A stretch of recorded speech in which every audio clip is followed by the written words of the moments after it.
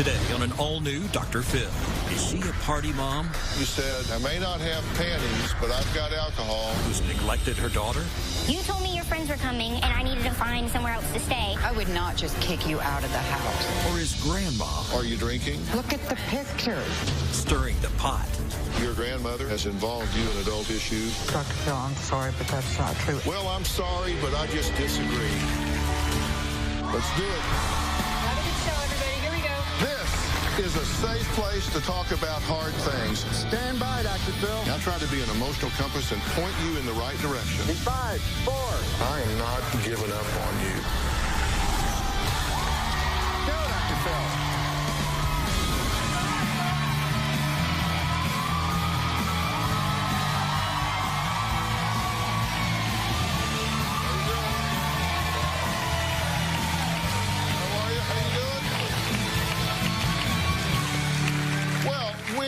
Think of mothers, these images may come to mind. But my guests today say these are the kind of images they are assaulted with daily when they log into Facebook. This is Mom Rachel. Now, Rachel admits she was a party girl when she was younger and often wasn't around for her own child. Her daughter, Abby, is now 18 years old and says she was basically raised by her grandmother, Dixie, because Rachel was out living the high life. But now Rachel is in her late 30s, married, and claims that things have changed. Her mother, Dixie, disagrees. She says Rachel is still bar hopping and stays out all night like a single 21-year-old. My daughter is a selfish bitch. Abby's whole childhood has been without a mother. Drugs and alcohol got in the way. They've always come first. Even after spending a year in prison, her addiction never stopped. She's very narcissistic.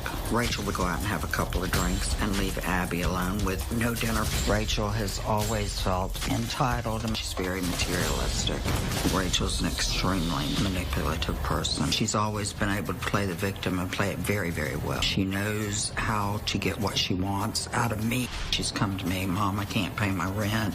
Mom, I can't pay my electric bill. We've paid legal fees. We have easily spent close to $400,000 on Rachel since she turned 21. For some reason, Rachel has some really deep hatred for me. My last text from her told me what a despicable human being I was. I was a Rachel tells me that I have no friends, that I have to buy my friends. She tells me that I am the worst mother there ever was, that I've never done anything for her. I don't know that I even want her back in my life. Well, so at this point, you are raising your granddaughter. Yes. She's living with you. Yes, she is. And your daughter objects to that. Very much so. And why are you raising her? Why is she not with her mother? Because her mother can't raise her. Her mother, I don't know why. She doesn't want to be a mother. You say she's a narcissist. Very much so. You think and she's been a drug addict? Yes. You think she is now today? She is today. You think she's actively a drug addict today? I know she's actively on Suboxone. Okay, do you think she is drinking? I know she is. So she's taking Suboxone and drinking? Yes, sir. Okay, you think she's out partying? Yes, sir. Well, let's hear Rachel's side of this. I mean, let's hear what she has to say. Sure. She claims her mother is so controlling she cannot stand the fact that Rachel is loving life despite being cut off financially by Dixie 3 years ago. Take a look. My mom is narcissistic, controlling, and evil. She's just got pure venom. My mom's voice sounds like a demon to me. It sounds awful. My mom has this air of superiority about her. She's up here, everybody else is down here. My mom is mean and nasty to people. I call my mom a lot of names, but she just gets me so angry. I don't know why my mom judges me for what I do. I'm not this social butterfly party animal that my mom thinks I am. I can't tell you the last time I was in a club. I don't even really own dresses. I'm the most boring person. I do not use any kind of drugs. I'm not a freaking alcoholic. I don't even know why I defend myself. In my mom's head, I'm always going to be an alcoholic. So you know what? I was definitely not a perfect mom, but I tried the best that I possibly could. My mom acts like she won. She acts like Abby picked her over me. My mom needs to get her act together before I'm going to be in her life again. Your mother says that the reason that you are not and cannot be a mother is that you are a drug addict, an alcoholic, and mentally ill, that you are just too narcissistic to be a mother. And by that, I think she means that you are just so self-absorbed and so self-involved that you can't possibly be focused on someone else. I'm wondering how she knows that, because I haven't been in her life. Well, let's not talk about how she knows it. Let's talk about whether it's true or not. No. I watched your videotape piece, and you are an adult, and you chose on national television in a tape piece to flip off your mother with an obscene gesture, which seemed to me to lack a little bit of impulse control and be highly immature. I thought I was just talking one-on-one with the producer. Okay, you didn't notice that there was a camera on a tripod with lights in front of you? I didn't know when it was rolling, when it wasn't. Well, if you're sitting in front of it and the lights are on, there's a pretty good chance it's rolling. Okay. This is good. You know, these are on, by the way. Right. Okay. This one over here is on, and okay. That one out there, all these are on. Okay. You're on camera now, so just so you know. Okay. She says you are a narcissist, are you? Absolutely not. It's interesting, you described her. She said the reason she can't get along with you is that you are a complete and total narcissist.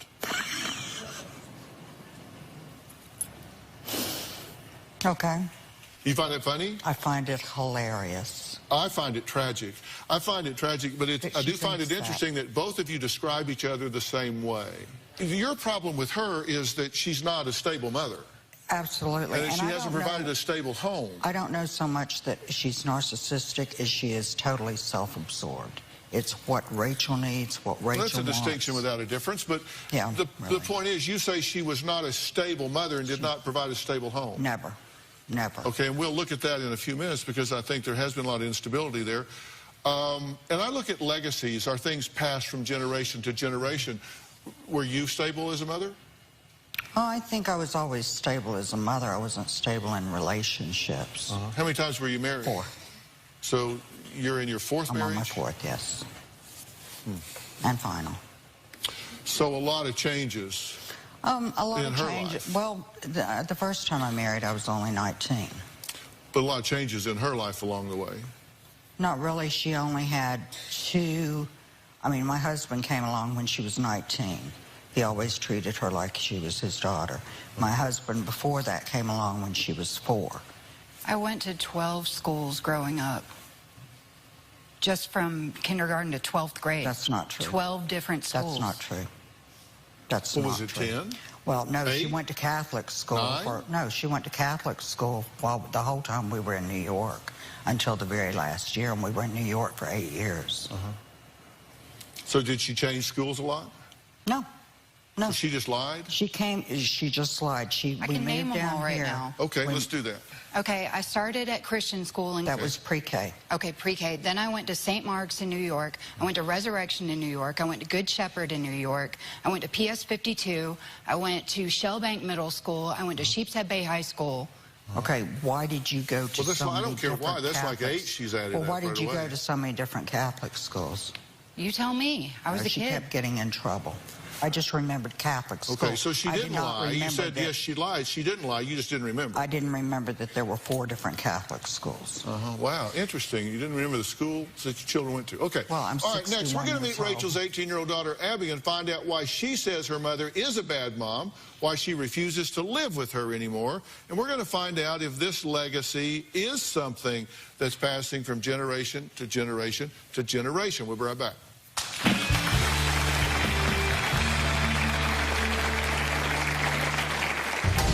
My mom is very self-centered. My mom did not know how to raise me. She was never home. She was out with her friends or with her husband. She innocently told me I get the trophy for a worst child. I just can't stand being in the same room as her. Rachel's priorities have always been screwed up. I get bills here for her all the time that are past due. Rachel is always immaculate looking. Her hair is always done. Her nails are always done. She keeps up her massage membership, and yet the bills don't get paid. Well, Grandma Dixie says her daughter Rachel drove her daughter Abby away because of her bad parenting and partying. Abby says she is fed up with Rachel not being there as a mom. I pretty much hate my mom. My mom is very self-centered.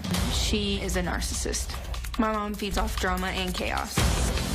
My mom has called me many names before. She would call me a spoiled brat, tell me I'm only living with my grandparents because they have money. She innocently told me I get the trophy for a worst child. My mom did not know how to raise me. She was never home. She was out with her friends or with her husband.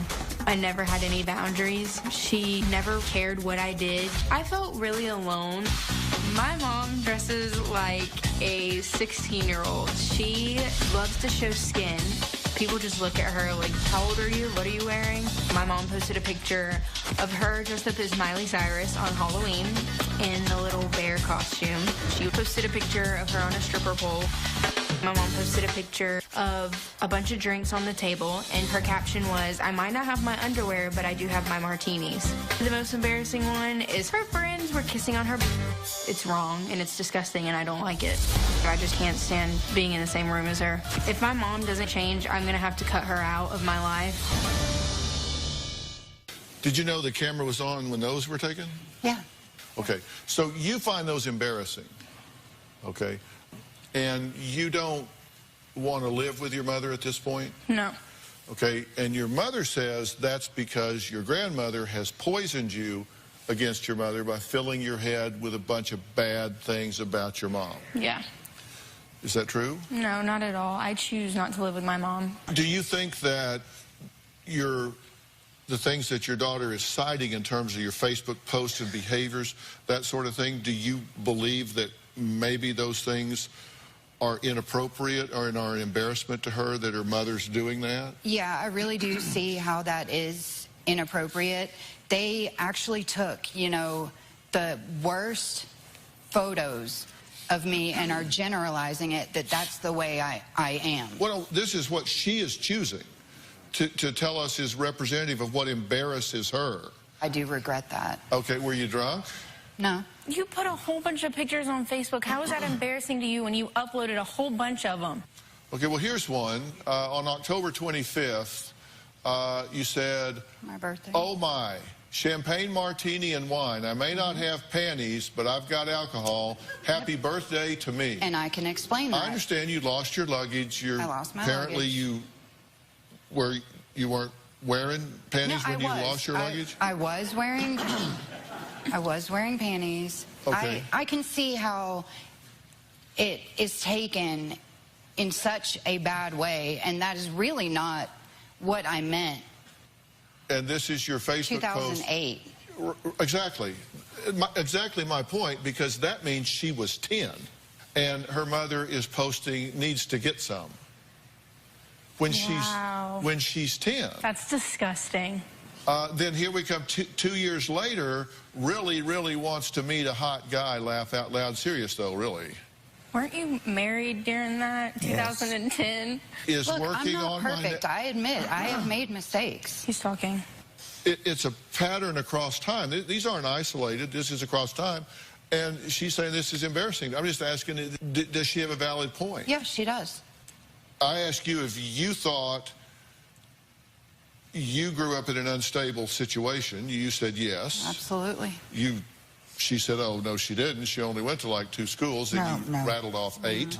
She kept getting in trouble at the schools that she was with, and they would ask that she leave the school.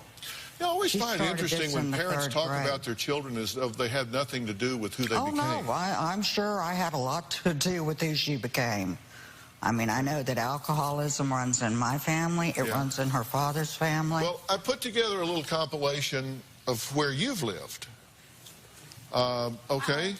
You're born in 96 and you live with your dad. And at age 7, in 03, you move in with your mom. Okay? At age 10, you move in with your dad. Then at 11, you move back in with your mom. Then at age 12, you move back in with your dad.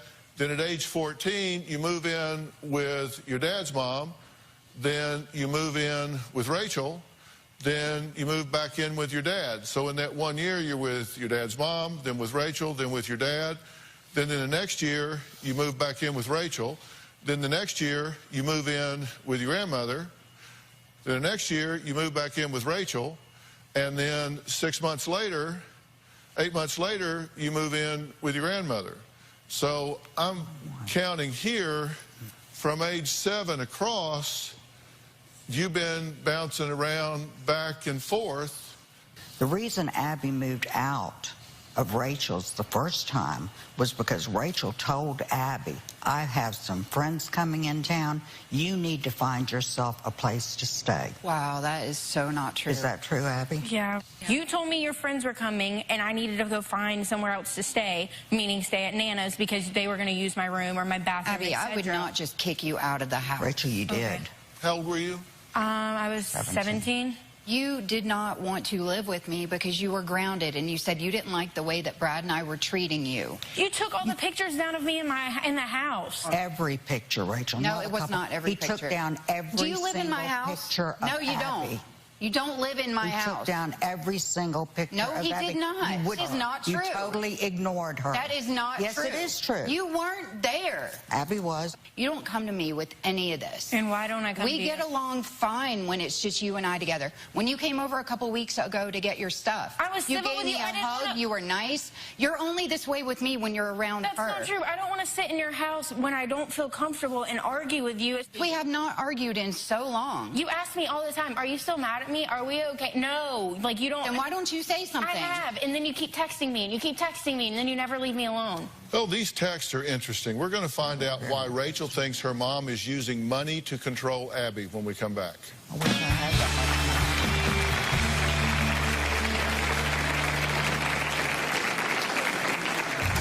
Rachel got a job working for one of the medical clinics. She started abusing pain pills really bad. She began writing her own prescriptions in her name. She got charged with trafficking.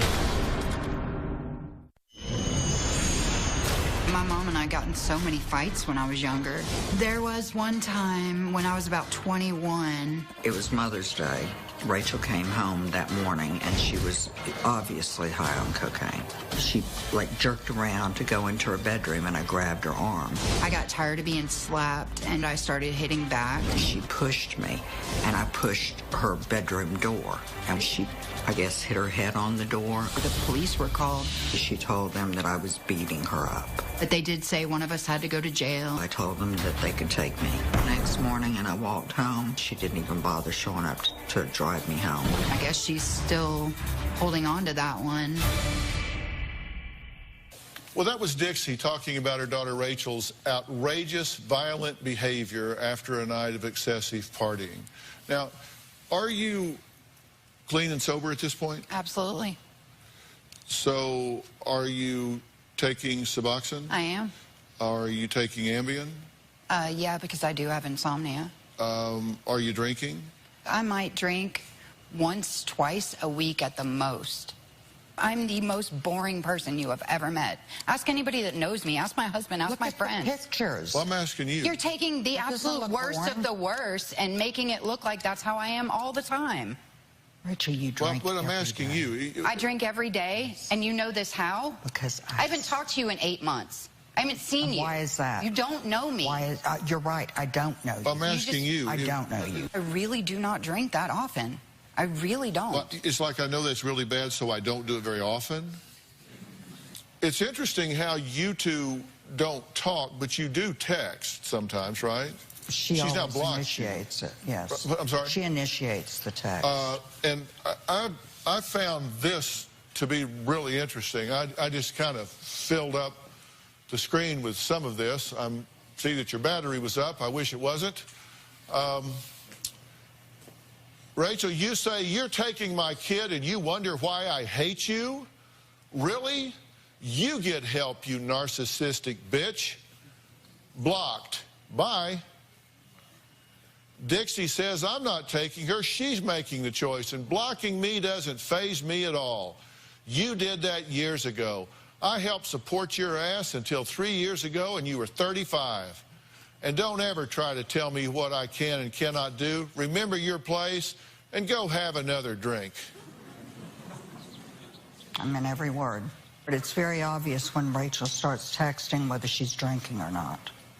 Because if she's not drinking, she's halfway nice. If So she's remember drinking, your place and go have another drink. So, Rachel, you said, okay, go have another surgery and pop another pill and go adopt another kid you can't raise. You're the joke here, not me. She accused me of having rotator cuff surgery just to get pain pills. Yeah. So, Dixie, you say, so let me get this right. She's using me and I'm using her. It's so obvious when you're drinking. Oh, yeah, I'm drinking and I'm 38 damn years old on vacation with a mother like you. It's a wonder I'm not every day. Your own sisters feel bad for me because I had you as a role model growing up. None of your own family will even talk to you. They know what a bitch you are and said it's a wonder I turned out halfway normal, so I don't know why I'm even talking to you. You don't deserve the gum on the bottom of my shoe. Wouldn't want anything from you, and I speak to my sisters all the time, so get your drink on, pantyless. I'm just glad my sisters know nothing about your alcohol and drug problem. I'm so ashamed of you. You're an embarrassment. And yes, bitch, your own sisters don't like you. Go have another surgery, you hypochondriac, and get some more pain meds, and get someone to do everything for you. So you're old and feeble, you can't even do anything for yourself. And it gets better. Oh, yeah, I know. Rachel says, seriously, what's your malfunction? You got what you wanted, you win. You got Abby hating me again. Because you twist everything in your own head. You're sick. You're the most demented person. Sorry, you're not even a person. You're an evil bitch. Someone really needs to lock you up somewhere. You do so much damage to people you can't even see it. I mean, it just goes on and on and on. You're going to die lonely.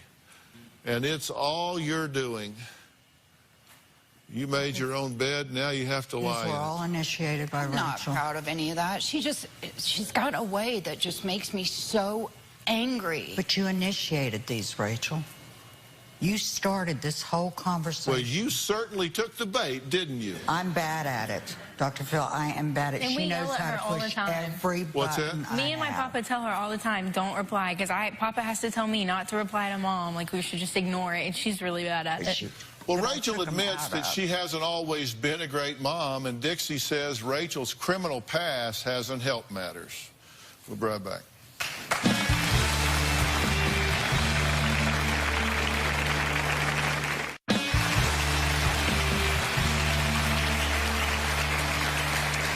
Well, we're talking to Rachel today, whose daughter Abby and mother Dixie both agree Rachel's mothering skills, well, they just leave a lot to be desired, according to them. Instead of making cookies, Rachel has spent a lot of her life partying, according to her mother Dixie, who talks about Rachel as though she has absolutely nothing to do with who she turned out to be. No, I that's not don't true. get that.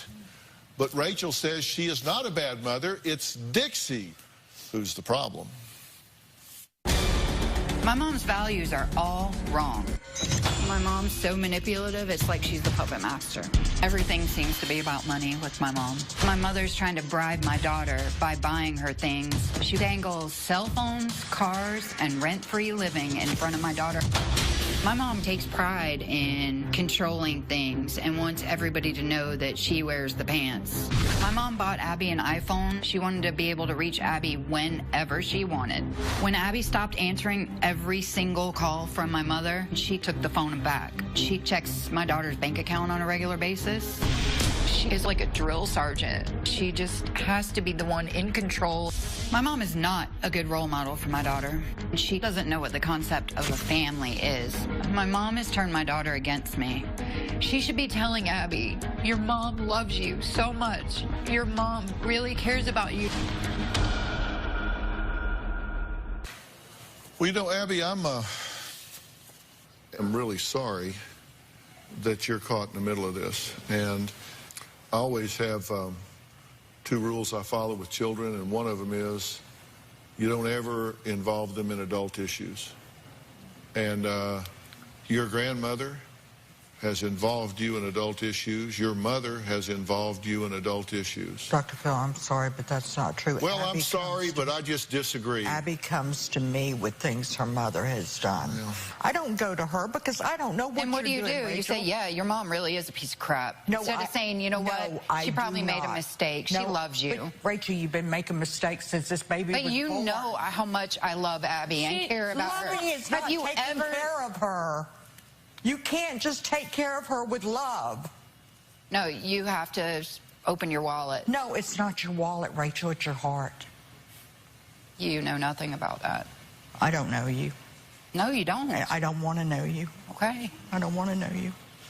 That's why 3 years ago I said, you're poison to me. I can't be around you. She had gotten me to the point where I was physically ill. She doesn't sit here and down you 24/7, and that's what you think because you guys argue all the time. She's told me many times you love me. I know that you love me, but I do come to her with the text message that you send me when Papa's home because... Why didn't you come to me and say, Mom? Because every time she comes to you, you tell her to ask Brad. Okay, all right, when I saw that Facebook post about you not having your underwear, who did I text first? You. And then you blamed it on Nana. I didn't blame it on her. Yes, you did. Yes, you did. Yes, I texted you and you were like, Nana's just twisting words around in your mouth, and you know that's not true. Yeah, because you guys acted like I'm running around with no underwear. If I go on Facebook and I see that, it looks like you don't have underwear on. Sorry, but that's not my problem. You posted that. If you looked at my post before that, you would see where my luggage was. How do you lose your luggage when you're driving? Do you think that is seriously the issue here? No, I don't think it's seriously. Do you really think how she lost her luggage? I would just like to know, how do you lose your luggage when you're driving? Okay, that's how you want to spend your time here. No, it's not how I want to spend my time. Okay, then let's withdraw the question. I want her to get some help. Abby says all of her mother's problems stem from Rachel's addiction and her irresponsible behavior. Take a look. I was 12 when my mom went to prison. Rachel got a job working for one of the medical clinics. She started abusing pain pills really bad. She began writing her own prescriptions in her name. She got charged with trafficking. Rachel was placed in the county jail. We got her one of the best attorneys in town. She got work release, and then they had caught her with pills. She got caught sneaking drugs back into the facility. They revoked her probation. She was sent away for a year. I was very, very sad for Abby. My mom acted really weird when she got out because she didn't really know who I was. She missed a lot. Rachel never expressed any remorse for what she had done. Here's the issue.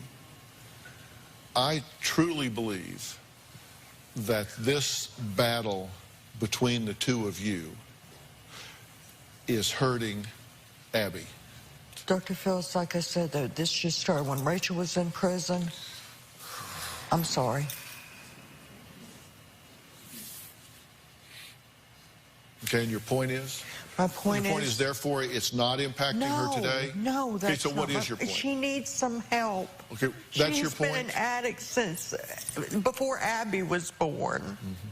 She has drank. And I'm seeing an addiction specialist every month. They haven't talked in a long time, if you can't tell. Yeah, they're catching up, aren't they? Yeah.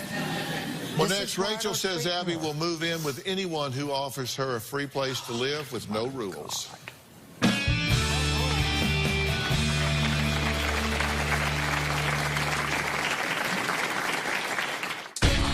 My daughter is self-entitled and she acts spoiled. Abby learned how to use situations to get what she wanted. Abby living at my mom's house is very frustrating because I know she is over there doing what she wants to do when she wants to do it. Abby is my mom's slave. She's my mom's bitch. My mom's got an 8-year-old and a 15-year-old running around. Abby runs her errands, cooks dinner, cleans the house, takes care of the kids. No wonder you want Abby there so bad. Abby should be focusing on finishing school and getting into college. She needs to be starting her own life and not focus so much on my mom's household. Well, Abby says she recently moved in with her grandmother, Dixie, because her mother, Rachel, was too busy working and hanging out with friends. But Rachel says that Abby is manipulative and will live with anyone who pays her bills and has no rules. I think Abby's a good kid, but I think her priorities are just a little bit messed up. My daughter is self-entitled and she acts spoiled. Abby learned how to use situations to get what she wanted. She's learned manipulative behavior from bouncing from home to home. Just kind of goes wherever things are easy for her at the time. Abby living at my mom's house is very frustrating because I know she is over there doing what she wants to do when she wants to do it. I want my daughter to value family over material possessions. I love her with all my heart. I would do anything in the world for her. And my mom just feels the need to, like, take all that away. What do you want to see happen? Forget about them for a second. Just tell me what you want to see happen. My mom to stop blaming everybody else. Yes, I do run errands, but I mean, my Nana does pay for a lot since I don't work that much, since I am trying to go back to school. So you have no idea. And you're starting to piss me off because you have no idea. You think you know everything, but you don't. I could say the same. Okay, that's your problem with her. Me acting spoiled, that is wrong. What's your plan? Where do you want to be 5 years from now? I want to be graduated from college, and I want to be on my own, where I don't need anybody else's help, and I don't want to be somebody's bitch, as you say now. I want to be able to support myself on my own and not have to ask for anything so they don't argue like this and accuse each other of everything. And I want my mom to stop blaming everybody else for her problems. You can roll your eyes all you want. That's all you ever do. It's never your fault. It's always someone else's. I'm not blaming anyone for anything. Who am I blaming, and what am I blaming them for? So what you want is to achieve some independence and some productivity in your life. Because, you know, we've got an old saying in Texas that sometimes you got to rise above your raisin. And that's really true a lot. That you can grow up with some things that don't work real well, and you can either continue that legacy or you can choose to go in a different direction. And there's no doubt that your mother has made some really bad choices in her life, right? You've gotten in trouble with drugs, you've gotten in trouble with the law. Yeah. I don't think you're through with your trouble with drugs at this point. Your definition of clean and sober and my definition of clean and sober are diametrically opposed. I mean, honestly, from where I came from, you know, 10 years ago, see, that's the problem. I never get any credit for as far as I've come. I'll give you credit, but you say from where you come from, but you just admitted on stage that you're doing Suboxone and drinking. Doing Suboxone. I'm taking a medication as prescribed. They can kill you, Rachel. It can kill you. Tell me what your objective was for interrupting my dialogue with your daughter. Tell me what it was you wanted. I'm worried that I'm going to hear one day that my daughter is dead. Okay, and so you have someone having a clinically directed conversation with her. I'm sorry, and you think that's a really good time to jump in and tell her how badly she's doing. She's just in denial about everything. Okay. Well, how about this? How about you've had your shot? How about give me a minute to talk to her?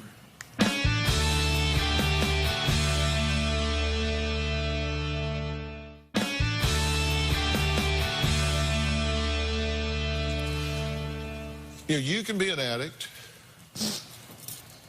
and you can be an alcoholic, but you don't have to be a hypocrite.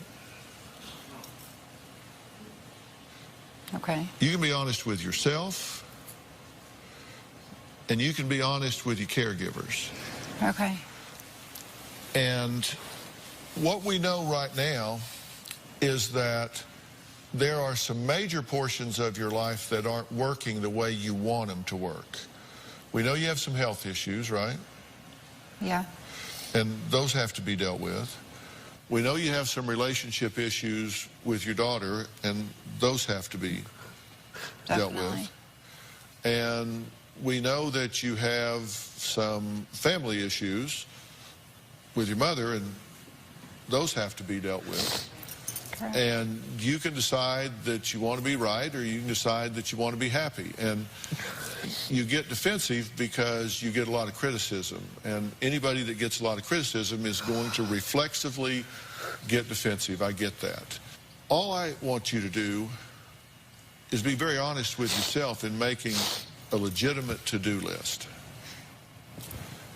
If you are dealing with narcotics right now, and Suboxone and Ambien and alcohol are dangerous, and I think you need to evaluate those things.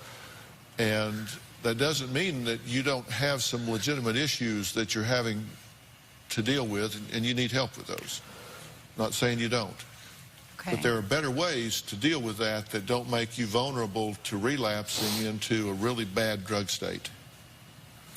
And I think you're really playing with fire right now. I'm just telling you the truth. I think you're playing with fire right now. I think emotionally, you've got a really damaged situation here with your daughter, and I think that needs to be cleaned up. This situation with your mother, I don't know whether that's going to get better in the near term or whether it's not. Right now, this is a competition, and she appears to be the prize, and that's not good, because what it actually turns into is you become a rope in a tug-of-war. It's always whose back am I going to have, either yours or Nana's, or whose side am I on? See, that's not fair to you. I don't want you to be on any side. That's not fair to you. That's like being a child of divorce where you're kind of pulled between the two. I had that with Mom and Dad, too. Of course. And so, and that's why when I look at your timeline bouncing back and forth, and there was an interesting theme that the two of you might be interested in knowing, is the one thing that you've talked about a lot is that when you felt like you wanted to move or you needed to make a change, it was because you felt lonely. You felt lonely. If you were at your dad's, you'd be feeling lonely. You'd be at your mom's, you were feeling lonely. You'd feel lonely, lonely, lonely. And so you're just looking for somewhere to belong. And you're dealing with some issues there that are complicated by this dynamic, and these two have a lot of history and a lot of finger pointing that has nothing to do with you. And we're going to take a break, and I'm going to tell everybody here just 1, 2, 3 what I think needs to happen to give this family a chance to heal. We'll be right back.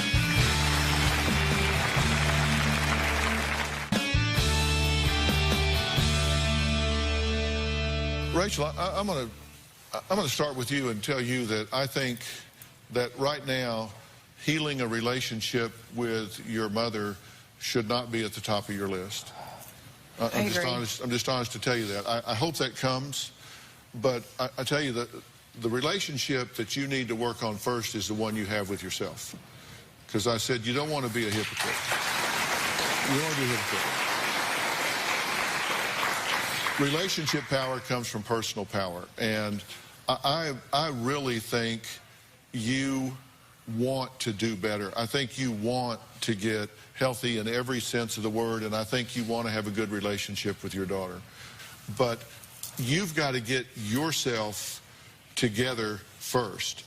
And at this point, I don't think that's where you are, and I don't think that's how you feel. And I want to really help you get to a point where you have a personal grip on where you are and what your to-do list needs to be for you. And I think that means that you need to be evaluated mentally, emotionally, biochemically, physically, in every way to figure out where you are.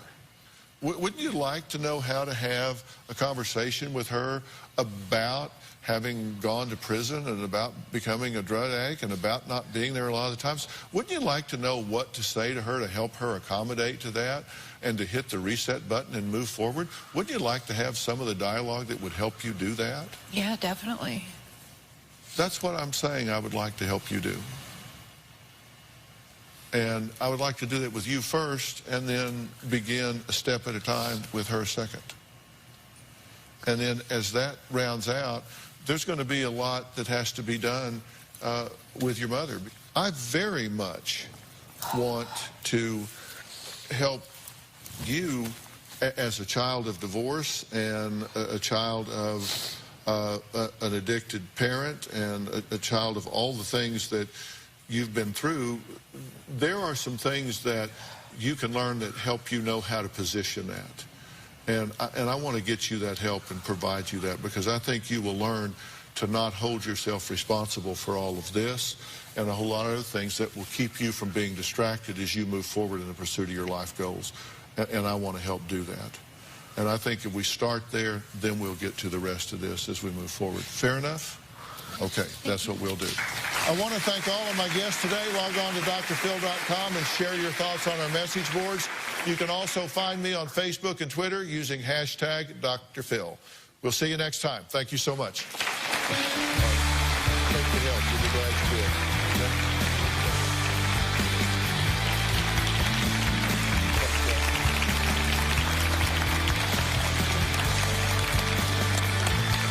Thanks, guys.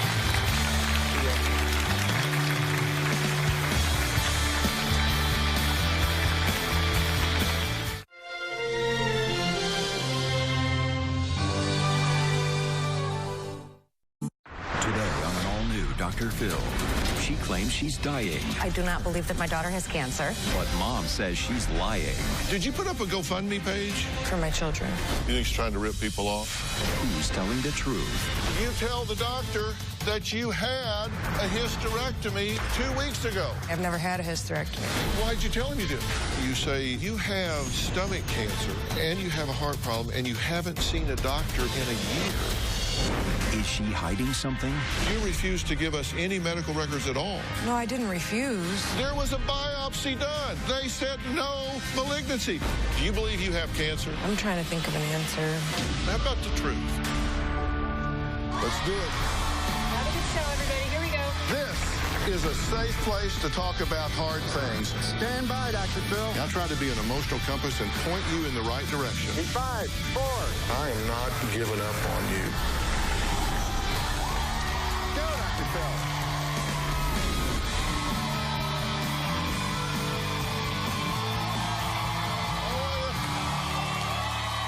How you doing?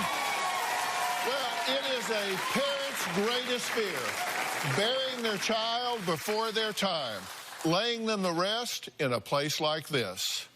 The inscription on this tombstone has yet to be engraved with the date of death, but Mary's daughter Lynn says it's only a matter of time before her deathly ill body lays beneath the cold, hard ground.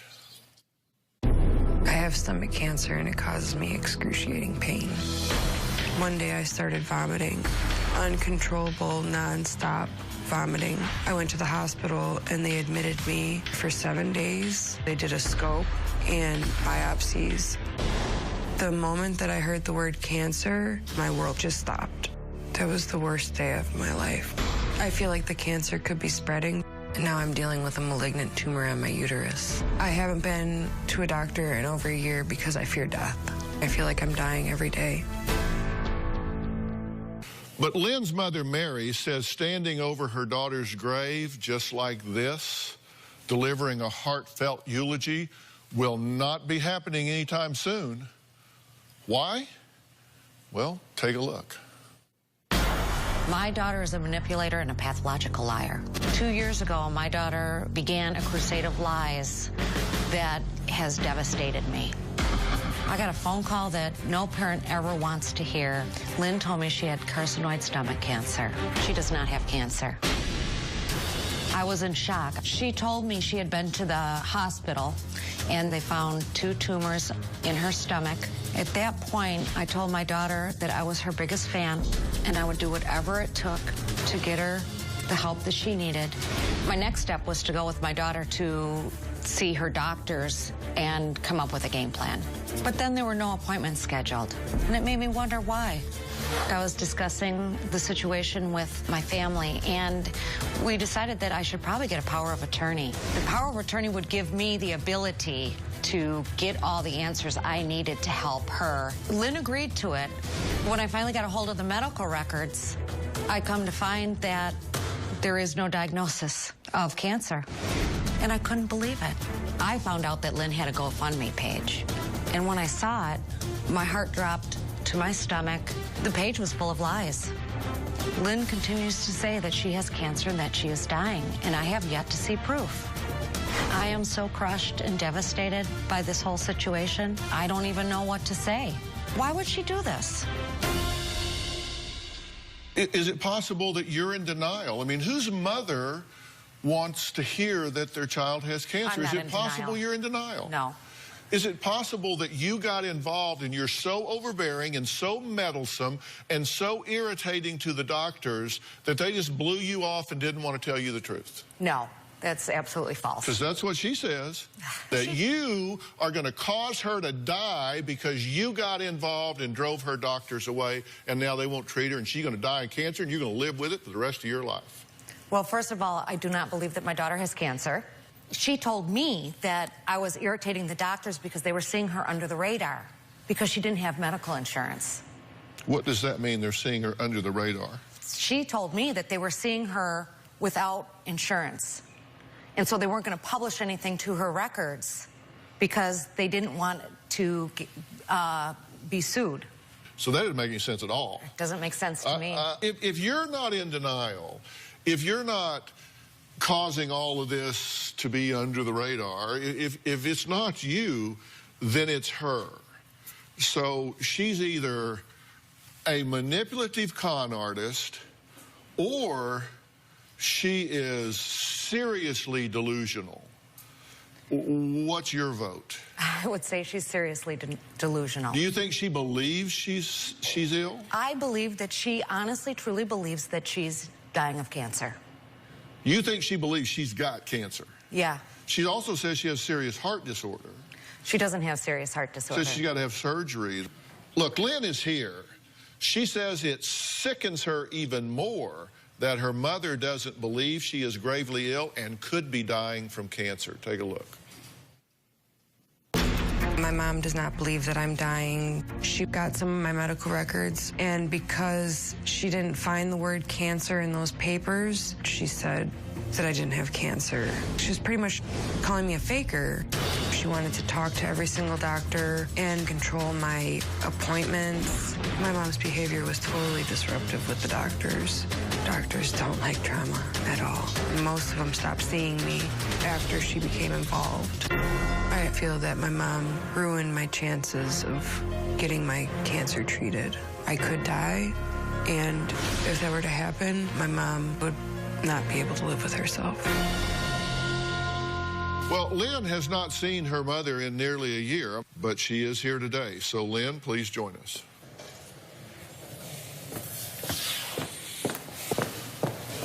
Lynn, Dr. Phill. Nice to Oh, meet you. have a seat right here.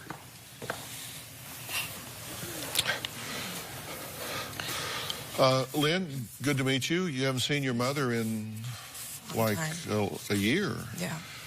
How do you feel about seeing her now? Okay. How do you feel about seeing your daughter? I miss her. But you're upset with her. I'm angry, mad, frustrated. I want her to come clean. I think she's seriously mentally ill. You have stomach cancer, correct? Mm-hmm. You said you were diagnosed with a carcinoid stomach cancer, and you had 2 malignant tumors that were found. They were small but very aggressive, correct? I'm not sure how aggressive, but yeah. And you say now you said you had fear at the time that it would spread, and now, in fact, there is a tumor on your uterus, and so that obviously is bad. Why does your mother not believe you? I don't know. My mom hasn't believed me for most of my life about many things. You also say you have a serious heart problem that requires surgery. Why have you not had the surgery? Well, I've had 2 procedures. I've had 2 ablations done. I need more surgery, maybe a pacemaker. You have a stomach cancer It's now metastasized to other organs of your body, and you have a heart problem, and you haven't seen a doctor in a year. What the hell? I know. I'm terrified. I'm totally terrified. I'm like paralyzed with fear.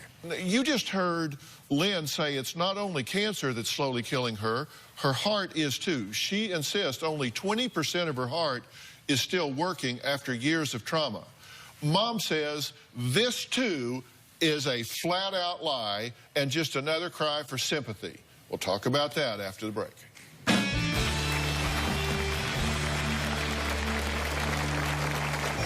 I suffer from depression, anxiety, diverticulitis, irritable bowel syndrome.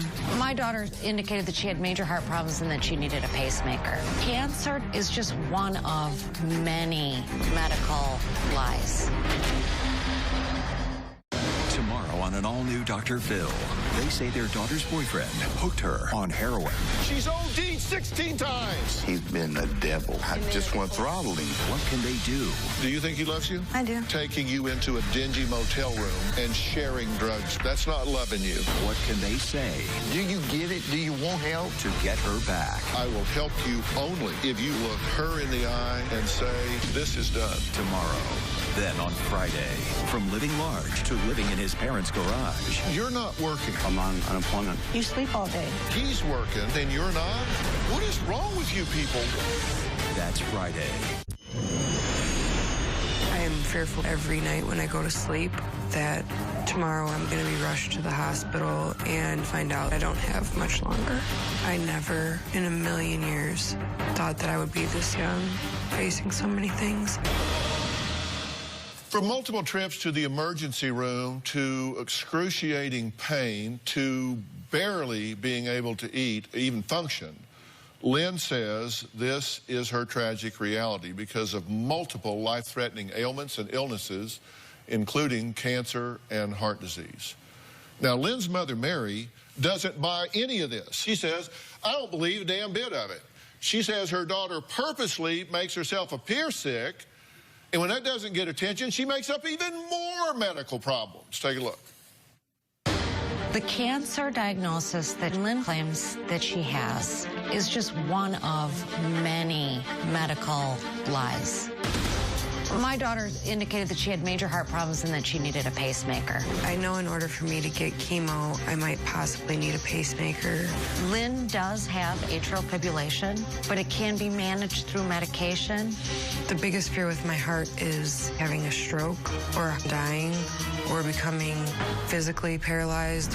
When you look at Lynn, you would think that she was dying. She's gaunt. She's got dark circles under her eyes. She's always hunched forward. She is 100% the victim, 24/7. I suffer from depression, anxiety, diverticulitis, irritable bowel syndrome, severe migraines. Once I get a severe migraine, I'll start to vomit, and because of some of my other problems that I have, the vomiting won't stop. Then my heart starts to go, and then it's an ambulance ride. She thrives on the negative attention, because if it's not one thing, it's another. If it's not the rheumatoid arthritis, it's the ulcer. If it's not the ulcer, it's her female parts. If it's not her female parts, it's her heart. I'm anemic, and I have a potassium deficiency. I'm allergic to MSG. People have said that I'm anorexic. She's had cysts on her ovaries removed, and I believe that she had one of her ovaries removed. Lynn told me that she was being put on forced menopause and that she was going to have a hysterectomy. But then she had a fourth child. She told me it was a miracle. She was my miracle baby. If you don't have a uterus, you're not having a baby. Are you lying? No. I know. Or are you lying to yourself? No. Did you put up a GoFundMe page to raise money? For Christmas, for my children. For your children. I actually have a copy of the page. I'd like to take a look at that. Here's your page that you put up, and I blurred the faces of the children. You said, hello, my name is Lynn Marie. I'm a loving mother of 7 beautiful children. Now, Mom, you had a comment on that. She doesn't have 7 children. She has 4, 2 of which don't live with her. Do you have 7 children, or do you have 4 children? I gave birth to 4, but with my fiance, we have 7. How many live with you?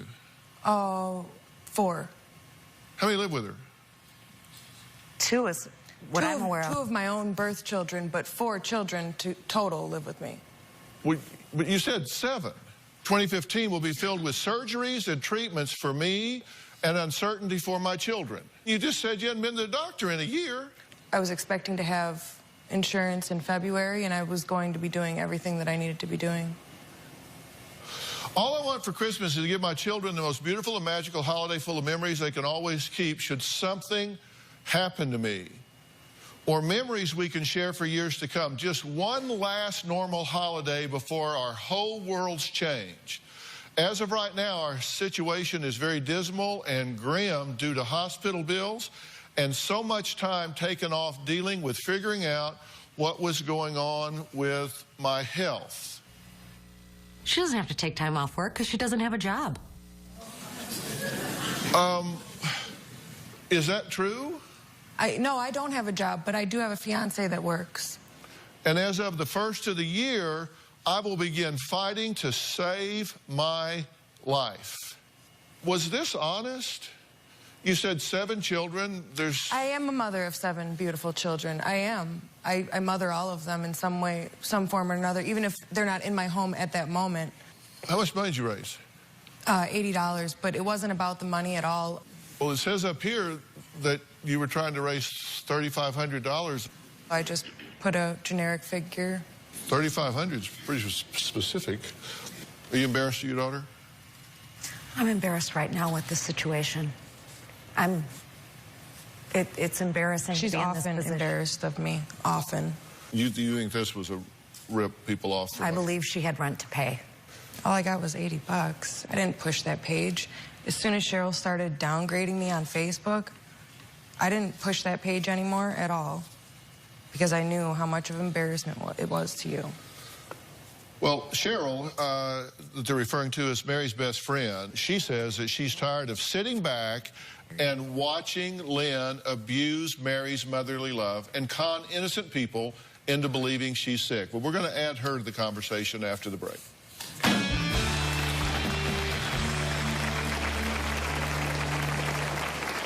A few months ago, I opened up my Facebook and saw the GoFundMe page. I right away knew that she didn't have cancer. There was a comment section. I posted, "Lynn, you don't have cancer."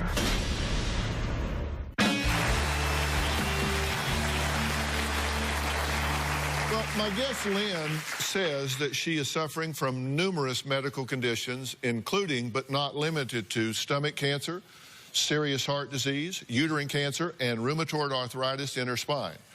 She also has claimed at one point to have had a hysterectomy and an ovary removed, which forced her into early menopause. But her mother, Mary, says she doesn't believe any of this. Well, Mary's best friend, Cheryl, says she is tired of Lynn pulling at her mother's heartstrings and is sickened that Lynn has taken her sob story public, trying to con people out of money online. Lynn is making this whole cancer story up. I've known Lynn for a long time. I really think she's playing the sympathy card. I think she enjoys that attention.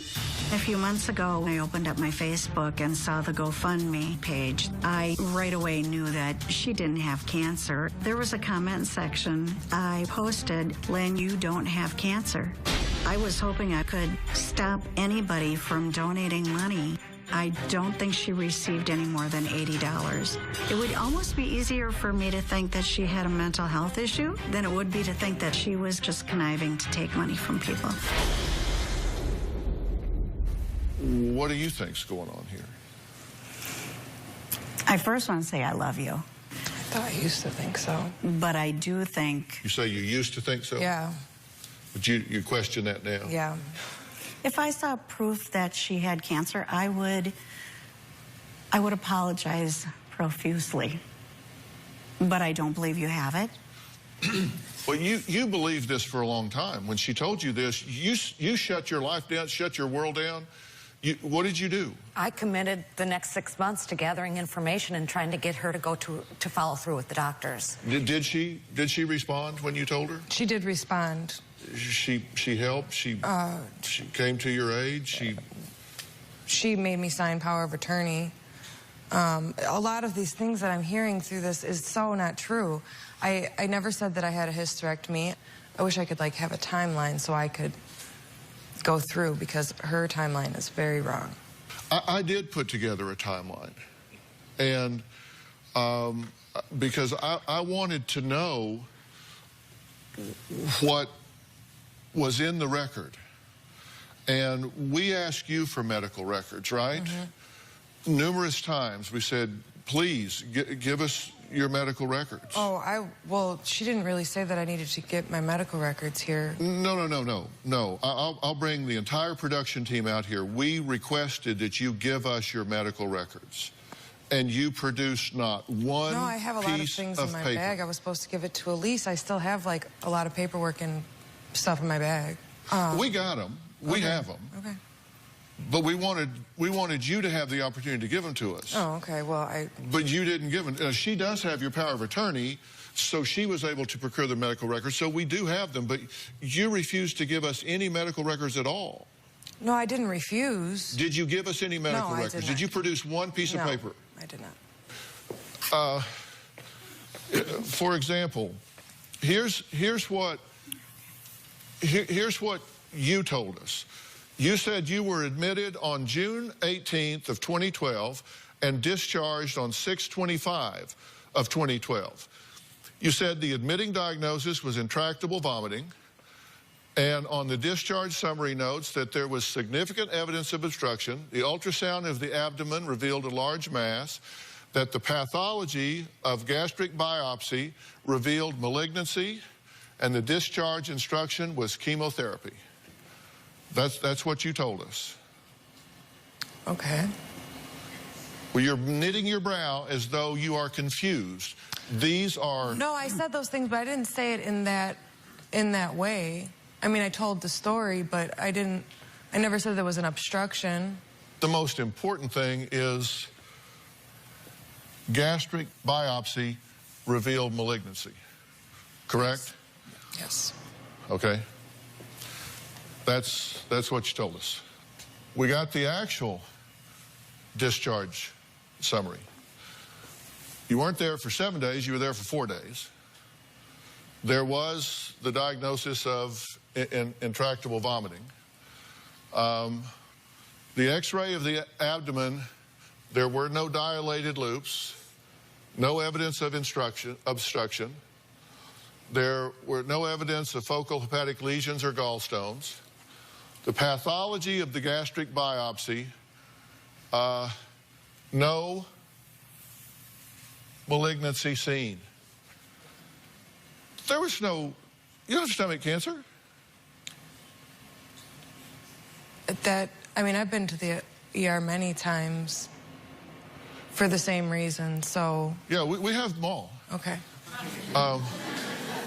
And listen, this is great news.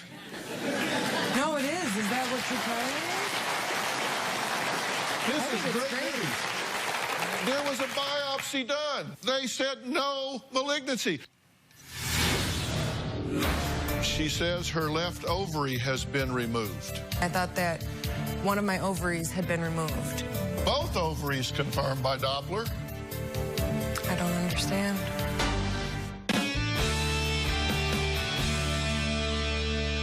Okay, you're there on 6/14/2012. You tell the doctor, at that point, you tell the doctor that you had a hysterectomy 2 weeks ago. I think I said partial, but I've never said I had a hysterectomy. I've never had a hysterectomy. You didn't tell him partial, you said hysterectomy. Well, I didn't mean hysterectomy. And partial means the uterus. They leave the ovaries, but they take the uterus.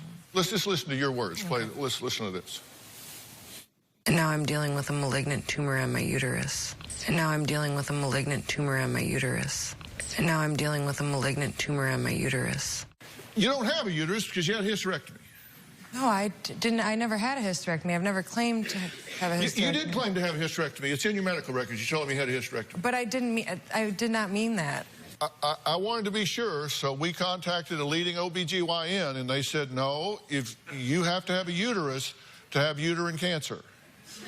And you said that you have malignancy, a malignant tumor on your uterus, and you can't do that if you don't have a uterus to have cancer on.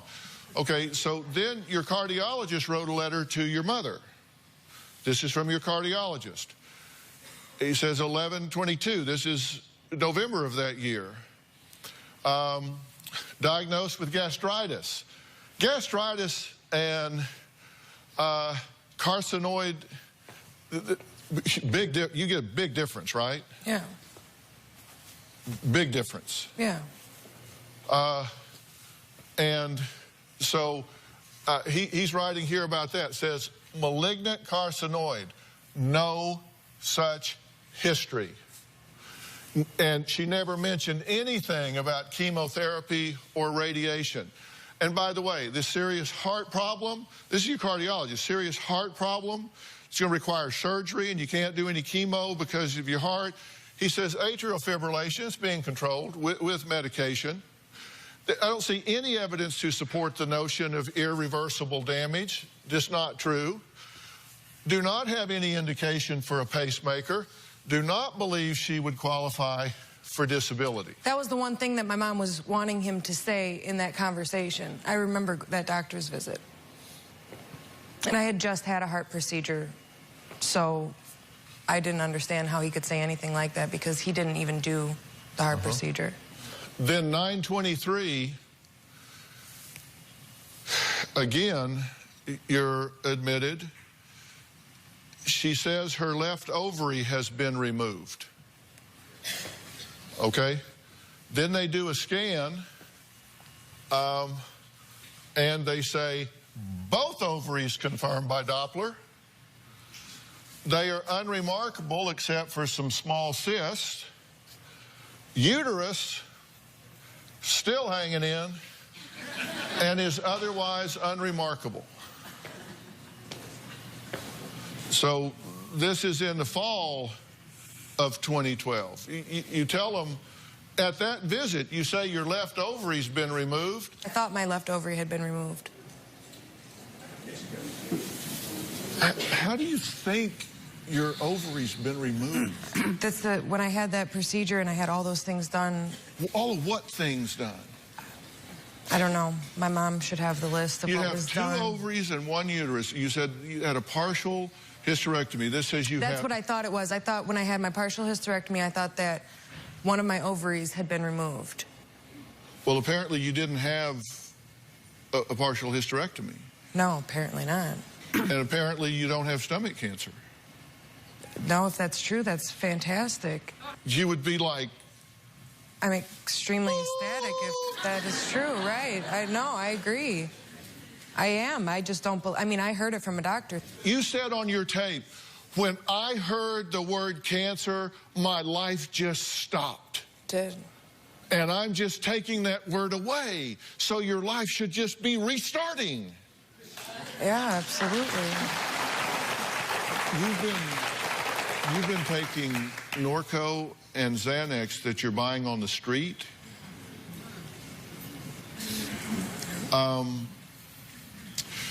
This is Dr. Charles Sophie right here. Dr. Sophie is a board-certified psychiatrist. He prescribes these medications. He's the director for the County of Los Angeles Department of Child and Family Services. And talk about the common side effects of Norco and Xanax. If you take those and they sit in your stomach. Yeah, I mean, as you know, they're highly addictive. You're out buying them on the street. Nobody's monitoring that. It's taking away emotional and physical pain for you. But all of those pills sit in your stomach, and as they're broken down to be absorbed into your bloodstream to go to your brain, and give you the relief you're looking for, those chemicals are eating away like acid in your stomach lining, your bowels, your large intestine, and all of a sudden you're going to have now a reason to take more pain medicine. It's a bad cycle that you've created. Could this explain the gastritis? Could this 100%. explain the vomiting? Could this contribute to those two things? 100%. You got to get off the pills. You've been under the belief that you had cancer, and you're telling me you haven't even read your records. What the hell's going on here?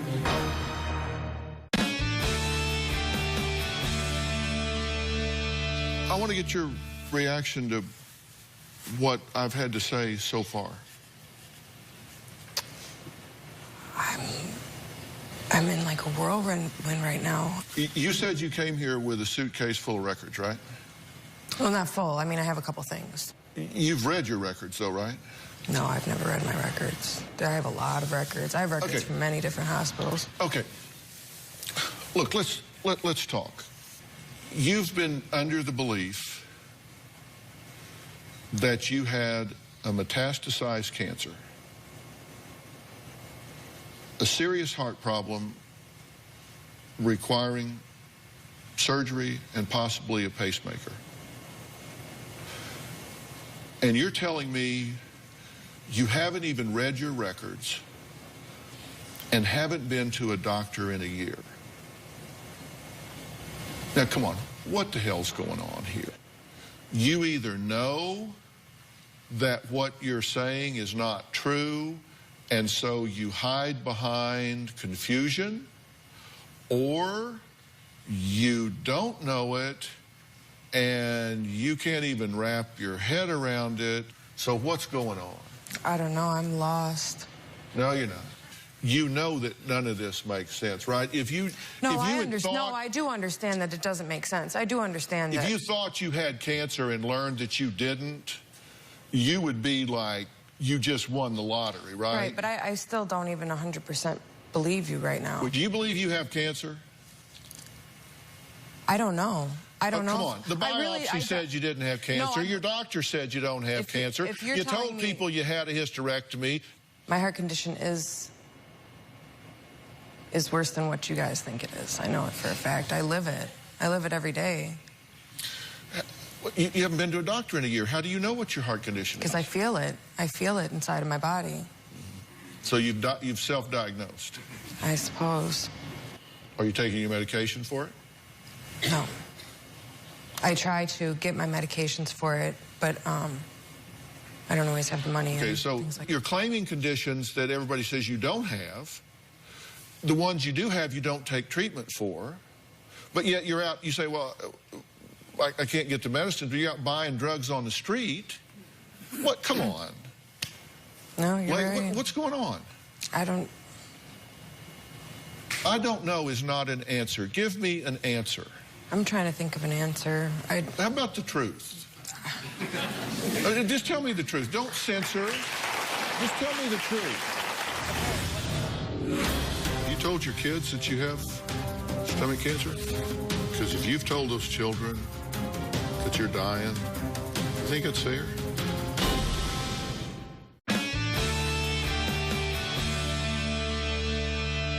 I want you to tell me the truth about what the hell's going on.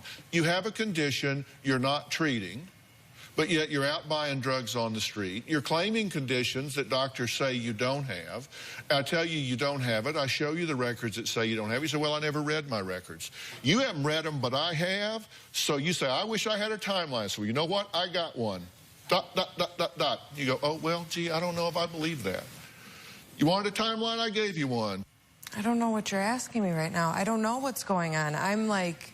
You're either lying to me or you're lying to yourself. I'm not lying to anybody.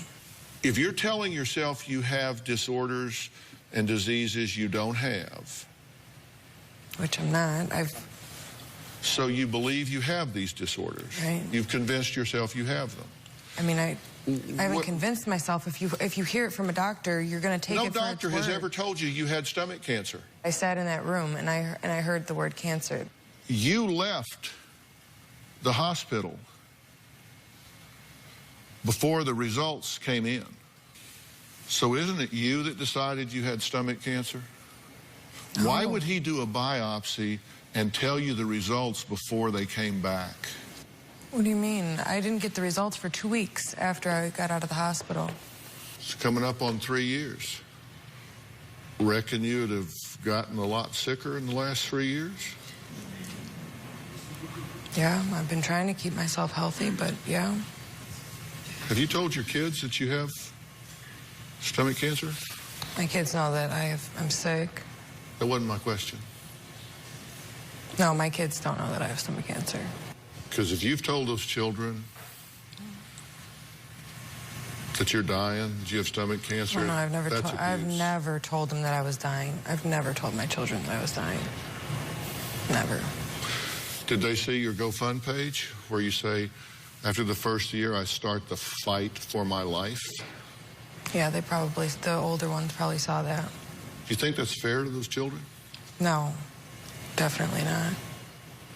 I don't think particularly when you're sitting there with a record in your house that says no malignancy, AFib under control with medication if you would just take it,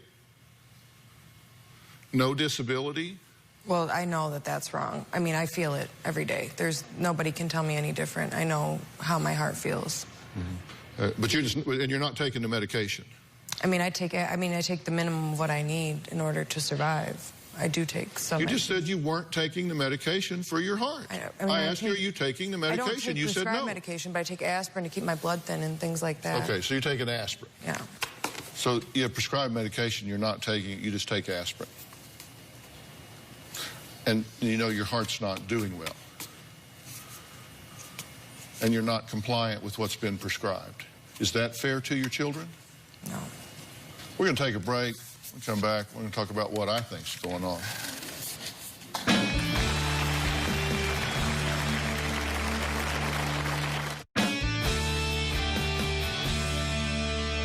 You know, there are a variety of possibilities that are going on here. The good news is that there's nothing in your medical record that suggests that you have malignancies. There's nothing in your medical records that suggests you are requiring heart surgery. Now, there may be things under the radar or that you have secret meetings with doctors about that you talk about that they're not writing down because your insurance won't cover it or whatever. I don't believe that for a second. I've never met one bashful about charging. I always go through a differential diagnostic process. If I were treating you, one thing we know is there's something known as somatic symptom disorder. It's characterized by distressing physical symptoms with abnormal thoughts, feelings, and behaviors in response to these symptoms. And they're unduly threatening and harmful.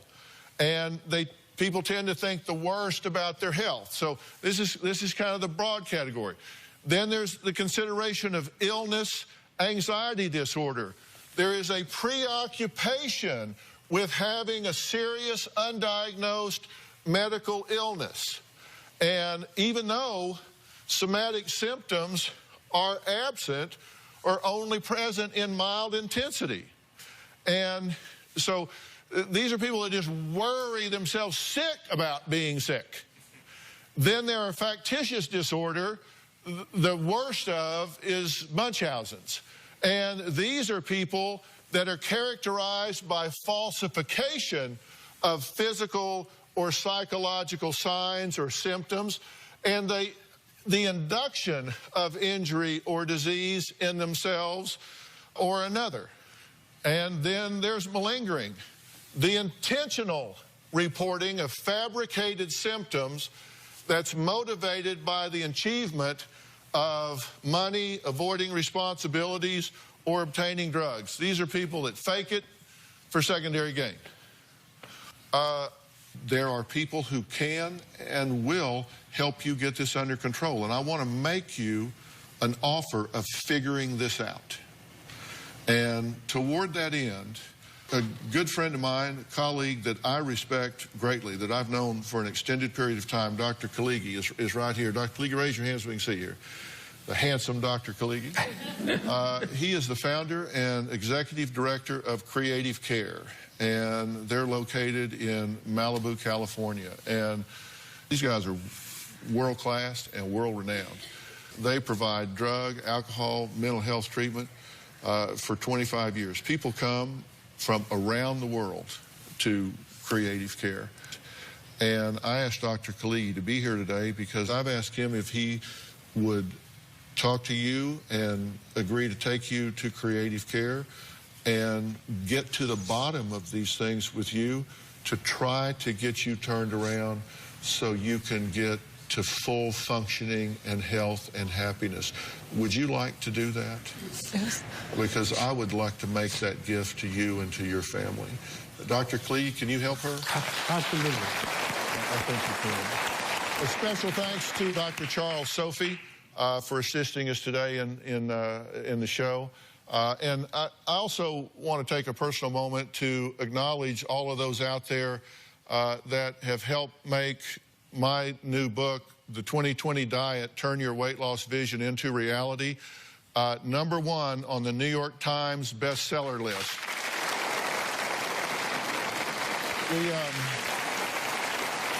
We've also had great fun with the new 2020 Diet app that provides all the diets, recipes for breakfast, lunch, dinner, and snacks that you need to maintain this diet. The results have just been crazy. You guys are having fun with this, and it's great to see how much weight you're losing in a healthy way. So, and everybody in the audience, I'm going to send you all home with a copy of 2020 Diet.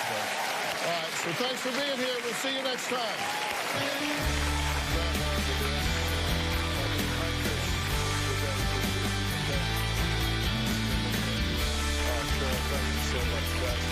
Thanks so much.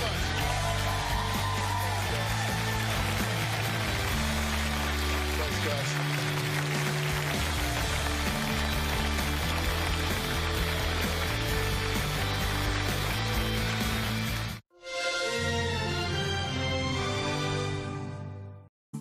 Today on an all-new Dr. Phill, her son is handsome. He's lost everything. And homeless. He's been living in snake-infested woods. He's been arrested. Have you stolen from your family? I never thought of it as robbing because I always planned on paying everything back. He was making 6 figures. You had a decent job, right? Oh, yeah. Now, Mom says his fiancée... Why'd you get fired? Because I was with Tabitha. ...is ruining his life. She called Tabitha a street rat, poor trash, alcoholic, drug addict.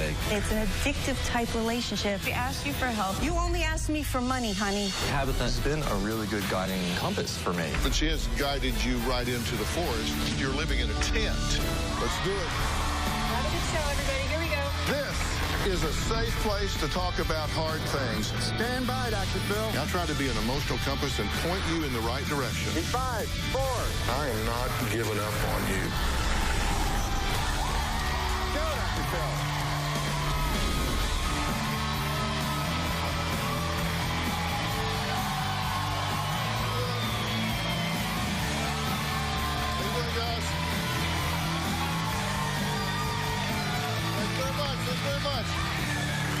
Well, you know, some people say life is just kind of like a game, you know? Yeah. Some people are handed a good deck, which, I know, such things like loving parents, good health, education, and money, while others are dealt a not-so-good deck with dysfunctional families, poverty, homelessness, and mental illness.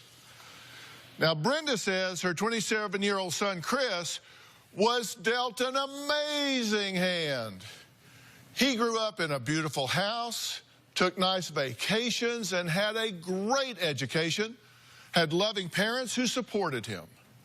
But now Brenda says her son has lost his $100,000 a year job and is now homeless, living in the woods in a tent. Take a look. Chris was this tall, good-looking, well-dressed, well-spoken, well-educated young guy. Here's his graduation with the family. Such a nice-looking kid. He had a beautiful home and a car. This is his room. He wanted the room with the balcony. He loved to dress nice. He had tuxedos. I was very proud of him. We have a really close relationship. He had all that, and he lost it. This is what I pulled Chris out of the woods with. This is what's left of all of his lifelong possessions. And it's in a black plastic garbage bag. Everything we've done, this is where he's at. I cannot believe that he is okay and happy living the life he's living. How did this affluent boy go from a silver spoon to a plastic spoon? Brenda says it's all because of one thing. What would you think? Yeah, a girl named Tabitha. My son Christopher and his girlfriend Tabitha are in an addictive relationship. It's destroying their lives, and they don't realize it. Christopher was in recovery from an addiction. Tabitha found him at the AA meeting, and ever since they've been together, he's been making one bad choice after the other, which has resulted in him losing his dream job. He's been arrested, he's been homeless, he's been living in snake-infested woods. He's lost everything, and we are estranged as a family. After he started hanging out with her, I went crazy on him. I said, are you that stupid to be in this relationship with this girl? And then I went on to just rip her apart. I criticized how stupid she was, how she's uneducated, how she's missing teeth. She probably did meth. I was really brutal. It's unimaginable to me that we will have to go our entire life without Chris being part of our family. It is horrible. I would like Christopher to end this relationship with Tabitha immediately and get the help he needs. Well, Chris says he just refuses to leave Tabitha's side, and that their love story, well, he says it's like Romeo and Juliet. It was a complete surprise to have to live in the woods after growing up with such privilege. Tabitha, growing up on the streets, had a little more savvy. Something I always tried to maintain is cleanliness, but it's kind of hard when you don't have a shower or a toilet or a mirror. Tabitha has always been more of the guiding star. She's more of my guiding compass. My mother definitely believes that Tabitha is a lower class. She called Tabitha a street rat, low-down thug, poor trash, alcoholic, drug addict. My mother is extremely controlling in every aspect of my life. And if it wasn't her way, it wasn't the right way. If my mom were to successfully try to split Tabitha and I up, I would personally go nuts. I've had nightmares and stress and anxiety about my mom actually doing such a thing. Tabitha and I, we don't want to spend time apart. We love each other. We are each other's best friends. I would definitely describe my relationship with Tabitha as a Romeo and Juliet situation. I come from money and a really great family life, where she comes from quite the opposite. Lived on the streets her whole life, had to kind of take care of herself. So this will be all right. We can actually have a nice fire here. I would like to say to my mom, I wish that you would give Tabitha a real chance. She's an amazing human being, and she deserves your love, too. Okay. Wow. Romeo and Juliet, huh? Absolutely. I had no clue they thought they were Romeo and Juliet. Yeah, well, there you go. Well, it's a tragedy.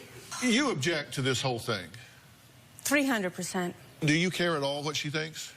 I mean, of course I care. She's my mom.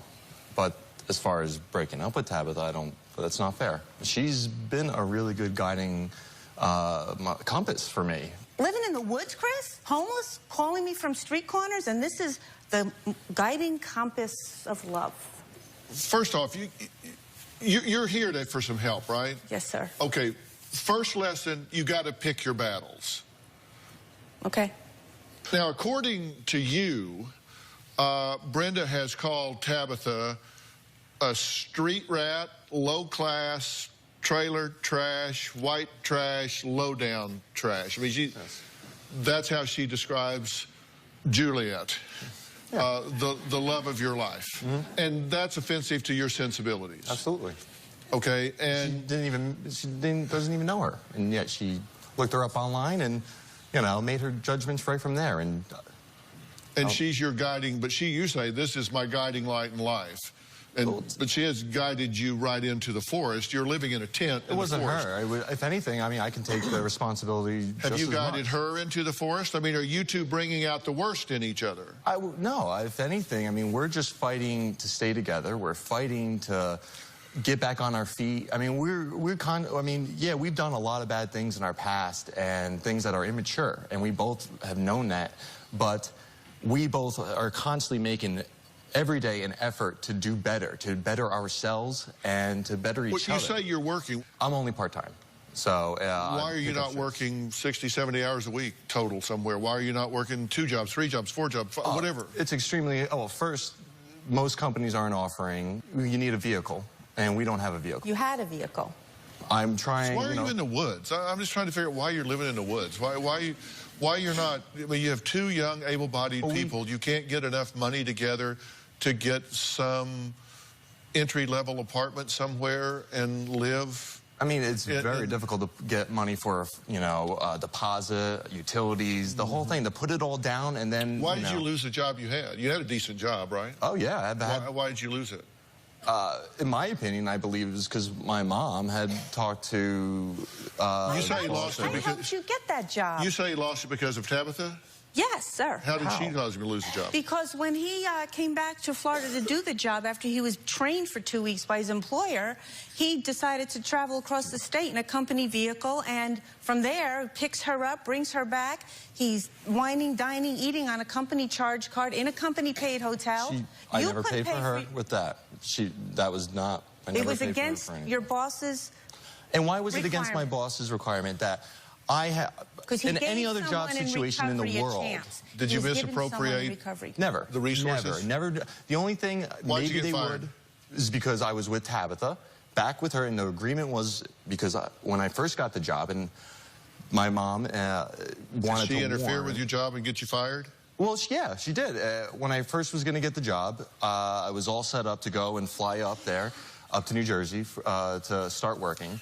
And everything kind of got, I don't know, canceled in a way when I finally... Because I found out you stole from us again, and I was not expecting that. You stole from us again, and I couldn't have you back in the house, and I had to take you to a Salvation Army. I wasn't back in your house. I was... Because I took you to a Salvation Army. And why did you do that? Why did you do that? Because I couldn't have you in our house. No, I think it was because you wanted me to suffer. You said it, too. You said to me, no, you haven't suffered enough. You're going to control my rock bottom? I was, because I care about you. I really didn't want you to be in prison. And I understand that you care, and I understand you're probably very hurt. For you to hit that you could live through, but maybe wake up before you ended up with another arrest record. I don't want to visit you in prison. Neither do I. Well, that's the route you're on. Prison or dead.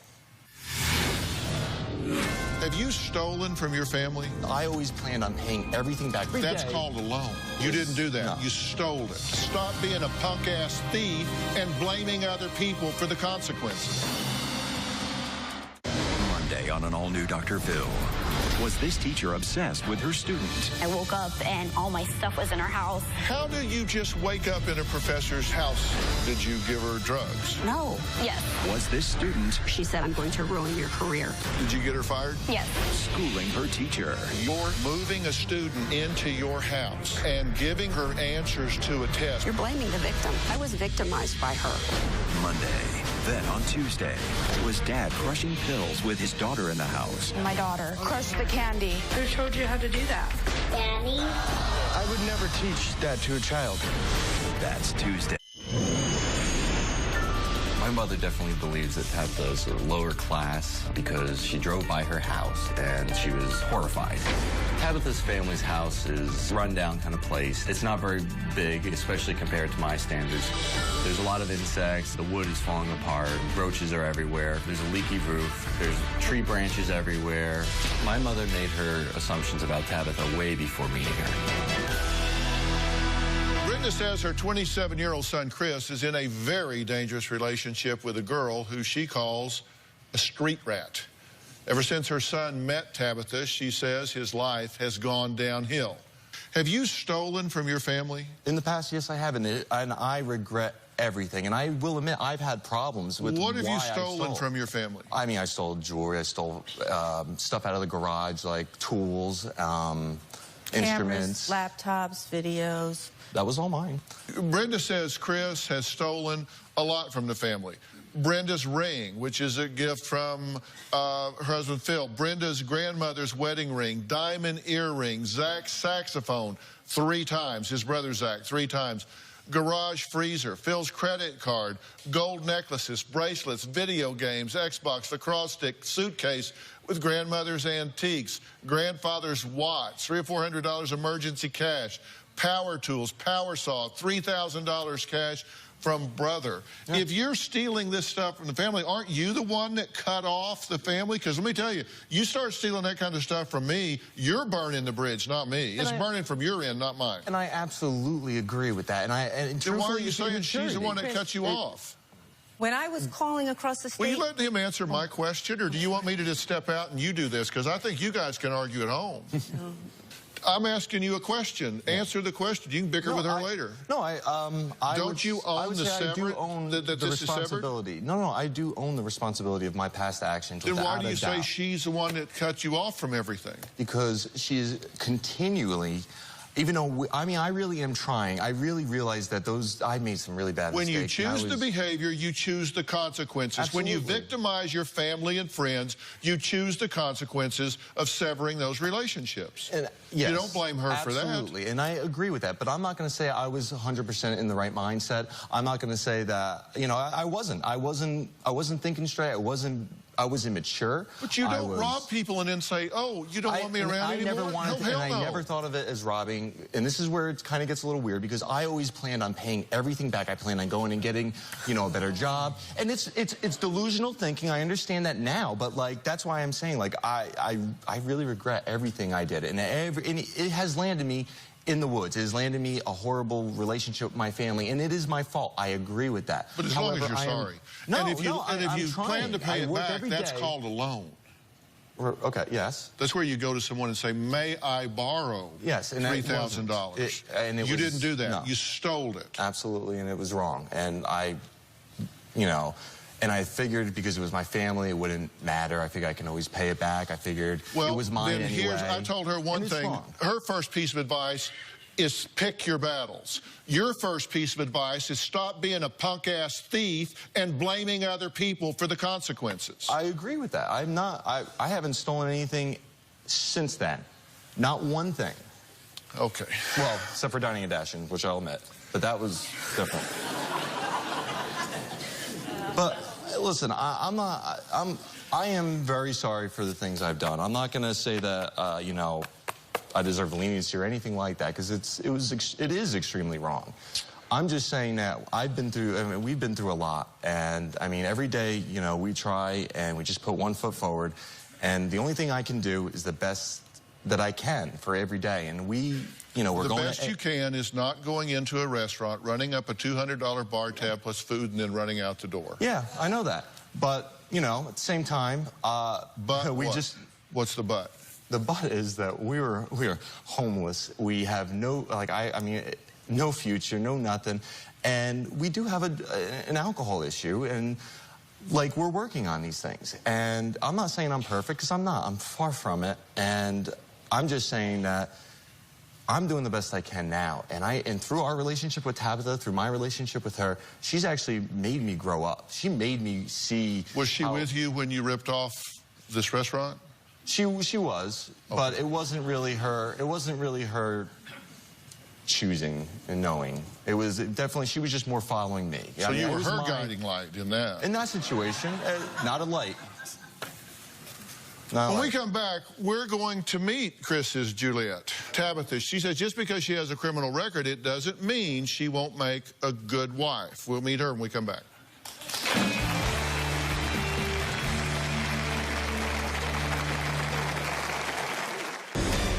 Had to trek a quarter mile to try and find a safe place away from anybody else.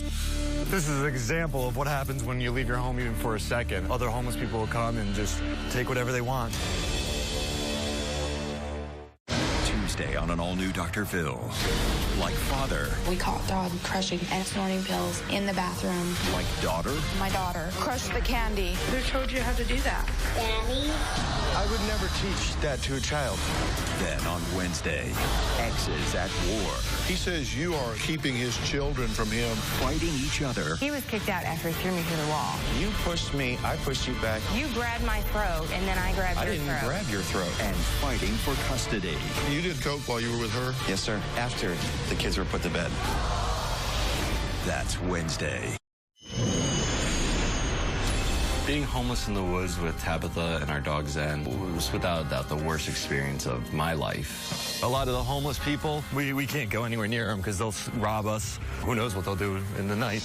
I'm a germaphobe. I don't like being dirty. I don't like germs. And to be in the woods is extremely difficult for me. You can imagine waking up after a rainstorm in a hot, humid tent, mud everywhere, and you gotta use the bathroom. We would shower in pools. Sometimes we would use a hose at like the community park and just kind of rinse off. We had to trek a quarter mile to try and find a safe place away from anybody else. This is an example of what happens when you leave your home even for a second. Other homeless people will come and just take whatever they want. They took the poles out, they took, our tarp. They'll find you. Tabitha and I, we need a place for support. We're constantly struggling. There's a other homeless camp. We could use some help. Brenda would like to see his relationship with Tabitha end right now. But Tabitha says that's just not going to happen. When I first met Chris, he was just absolutely amazing. Chris set me off my feet. I never thought he would pick me. After me and Chris started dating, we were never apart. When I first met Miss Brenda, she didn't want to connect with me. I feel like Mrs. Brenda's a little hoity-toity. She doesn't approve of us being together, and I think it's because of where I come from and how I grew up. My family doesn't come with a lot of money. I know his family does. Chris has kind of sheltered me on what she's said. He's told me a few things, but it would just like affect the relationship for him to say things. I feel like Mrs. Brenda is brainwashed by society. I feel like she really needs some counseling. She's very strong, like a bulldog. She wants everything to go her way. After the first meeting with his mom, she ended up kicking him out for no apparent reason except for that his mom wasn't happy that he was dating me. I feel like she was just trying to be spiteful. Mrs. Brenda tried to separate us. She said, "Oh, what would you do if someone offered to give you help?" I said, "It depends, because your form of help is to try to tear me and Chris apart. We're in it for the long run, and we're in it together. It's us against the world." Well, Tabitha is joining us now, as well as Chris's stepfather, Phill. So I appreciate both of you being here. Tabitha, as you know, Brenda is not a fan. She thinks you're a negative influence in her son's life. All of his mistakes were kind of before me, except for that last incident. And we've just honestly, like Chris been saying, like we've been trying to step forward, and all of his stealing and stuff was before he even met me. So, in fact, you two met at an AA meeting, and you were working a 12-step program, and were pretty deep into that program at the time you two met, right? Right. So a lot of the stealing from the family, a lot of that water was under the bridge before you two ever connected. Is that what you're saying?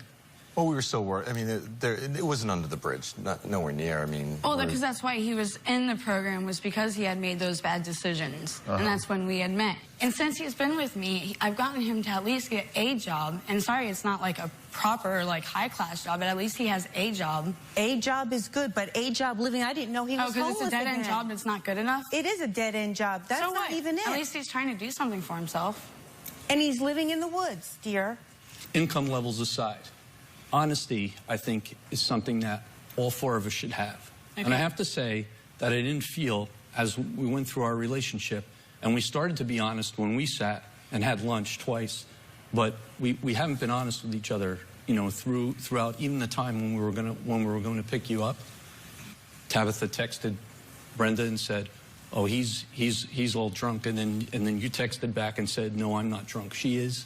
So there's all these, there's all these honesty issues and pick your battles. I understand that too, but I've had a problem. Well, honesty's a good battle to pick.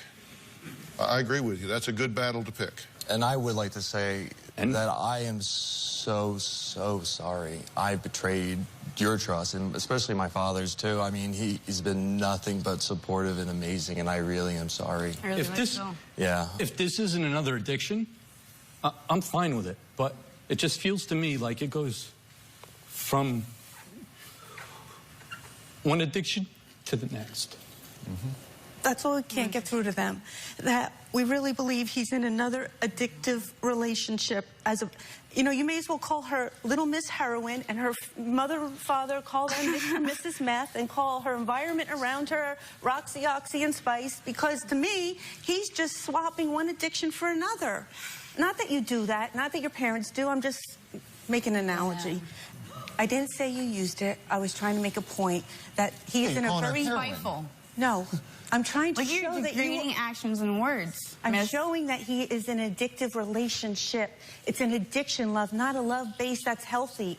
Okay, coming up, Brenda says she's worried Chris and Tabitha are trying to have a baby in order to get public housing.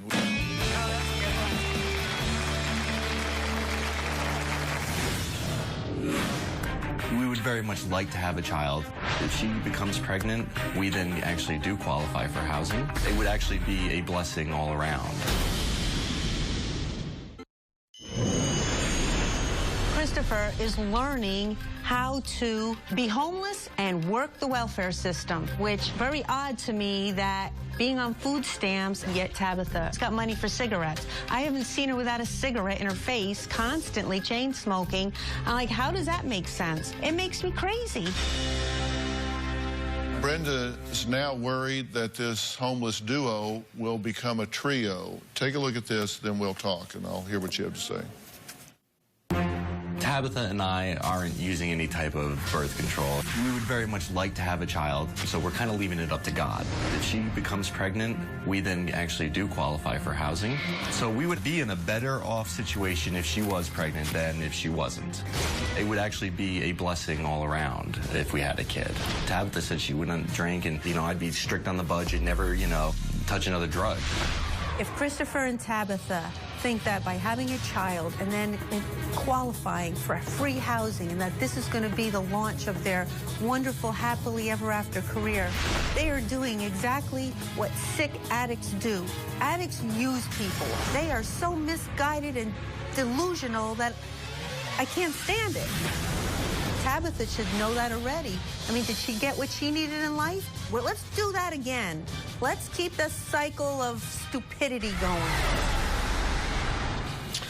Now, you two are both smirking and rolling your eyes, and before we said this, I said that you were considering having a child, and you're going, no.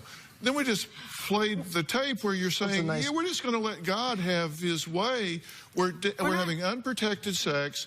If we have a child, if that's God's will, we have a child, then that would be a blessing for everybody because we would be eligible for housing. I would never touch another drop. She would stop smoking, drinking. That would just fix everything. I like how that was cut and put together because that's not how we said it.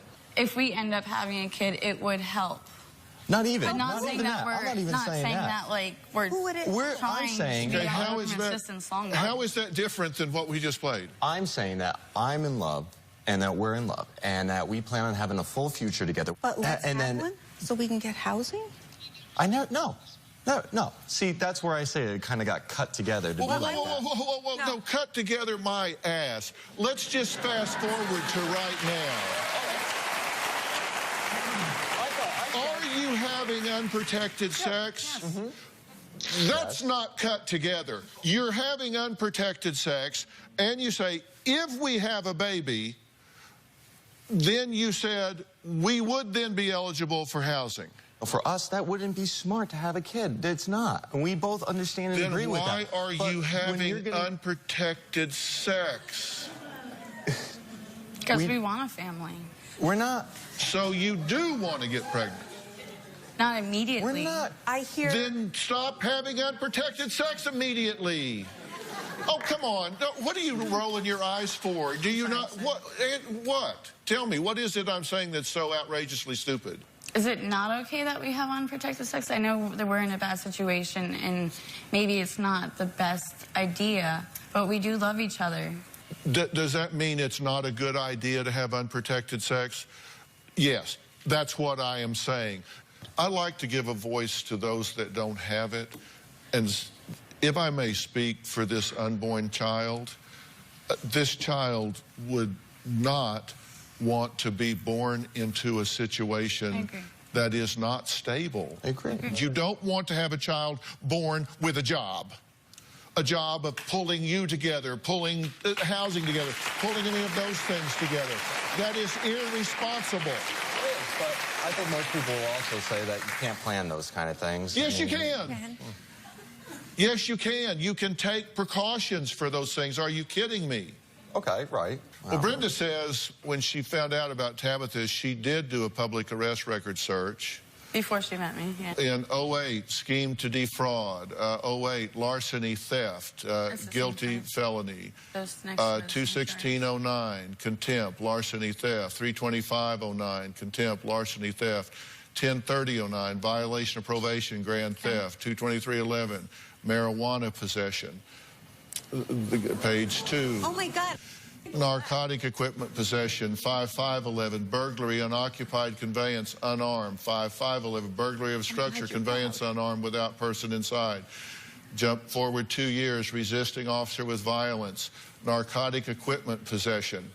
It's a shame that you constantly are looking at this and not seeing how sweet she is, not seeing how she takes care of me, how she My heart works. breaks for Tabitha, okay? It really does. That's the only reason why you tried to be nice to me? Because you pity me? I try to be nice to you because my son thinks he's in a healthy love relationship, and He I know loves that me. What's the problem with that? The problem is he's not in a healthy place to be in a relationship, and it's an addictive type relationship. And this relationship is bringing you both down. I care about you too. You don't belong sleeping in the woods. Somebody ought to be. What do you think? I've worked my whole life to get out of that. Somebody ought to have been telling you you deserve better too.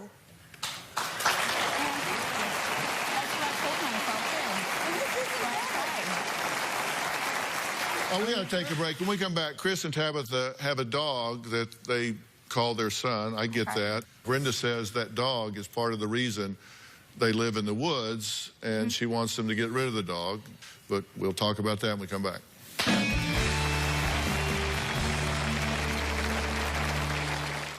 Monday on an all-new Dr. Phill.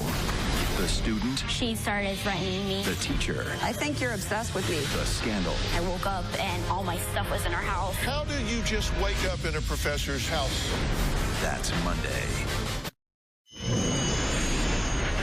Zen is a rescue dog. I absolutely love Zen and kind of adopted him as my son. We put his needs first, always.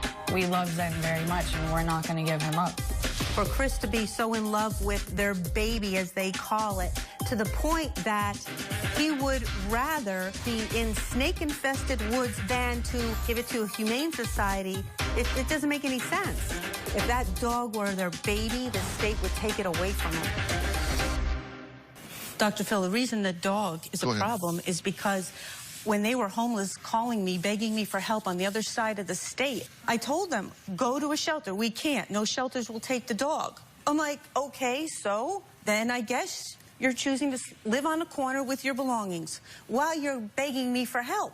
I mean, this has been going on and on and on. So you would rather live in the woods and be homeless. It's not even... Then split up our family, yes. The dog doesn't even deserve to live like that. We asked you for help, and you only asked me for money, honey. At this point, both of you have a history with drugs and alcohol, correct? Yeah. Right. Neither of you are clean and sober now. Yeah. We are. I mean, we're working on it. I mean, I'm not saying no. No, listen, I'm not judging you. I'm just trying to get some factual information. Yeah. Because if I can't go. Because I want to try and see ways that I might be able to help, and to do that, I need to know where you are.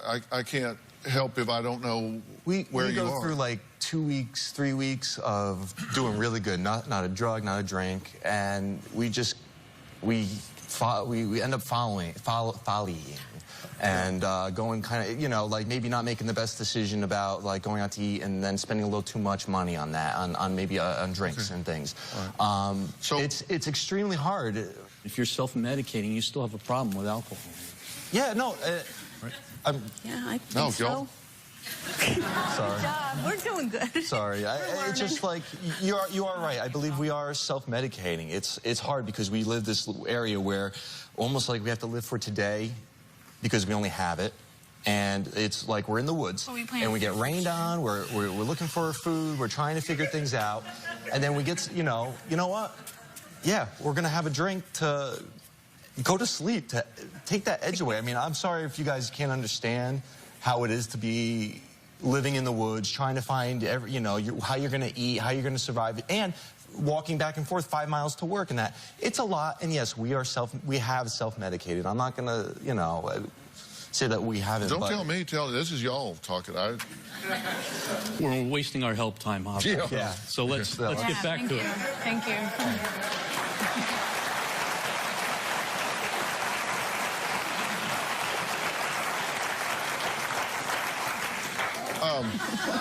So when you do fall off the wagon or folly or whatever you call it, alcohol, marijuana, pills, what is it? It's usually just alcohol. Okay, and when it's not alcohol, what would be the next thing? I mean, we use pot. Yeah, I mean, that's what that, goes with, that goes with alcohol, but we'll do, like, I mean, we've done cocaine and other drugs, but like I said, not recently, not within, like few months? Well, not that long. We've done it a couple, See, like how long since you've done? Maybe it's a couple weeks ago now. I mean, yeah. So within the... I'm sorry, I'll never say another thing.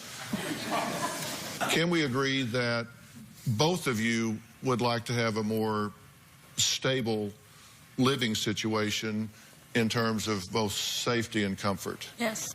And your hope is that you would find some way to define this relationship in a healthy and constructive way. All right, coming up, Chris hasn't spoken to his younger brother, Zach, in 2 years. Zach has something to say to him when we come back.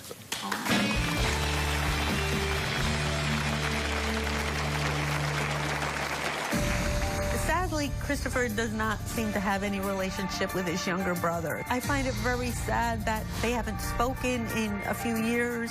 I can't blame my younger son if he doesn't want anything to do with his older brother after what he's done to him.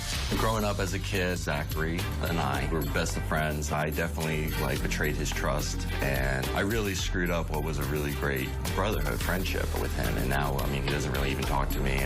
It hurts me to think about what I did to my brother.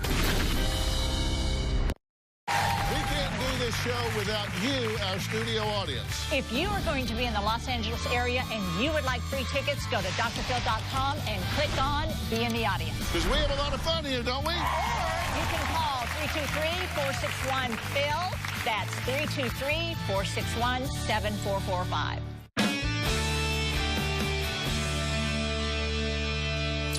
Chris's younger brother, Zach, did not want to participate in today's show because he says, well, he just frankly doesn't want to see or speak to his brother right now. He did send a letter for me to read to Chris, and it reads as follows. Chris, I'm appalled at how you got to this point in your life. Even throughout the pain and heartbreak you caused our parents, you had a family that was willing to push through and endure in hopes that you could turn your life around. It blows my mind that they still haven't given up on you, and as a result, got you this chance to fix your life with the Dr. Phil Show. If you don't find a way to work towards a solution for your life now, I doubt you ever will. And that is what makes me angry and sad. Don't do it for me. Don't do it for yourself. Do it for the two parents that continue to love and support you unconditionally, even when the reasons to do so ran out. Zach.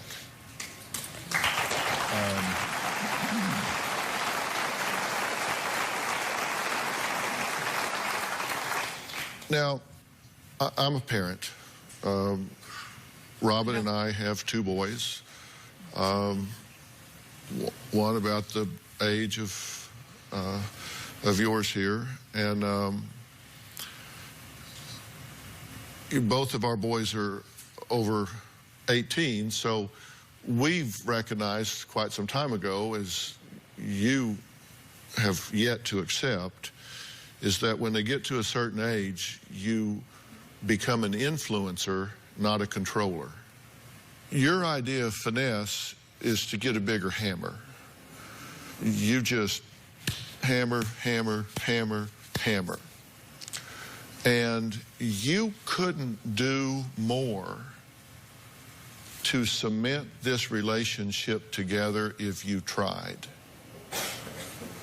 Because there's just that part of young people that when you make something unattainable, it just gets on the list of you just can't have that.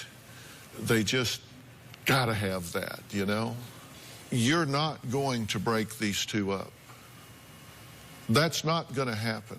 I'm a realist. I'm just telling you. If you think there's something you're gonna say to him or to her that they're gonna go say, you know what, they're right. We need to not see each other anymore. So thanks so much. You take the tent, I'll take the poles, and we'll just...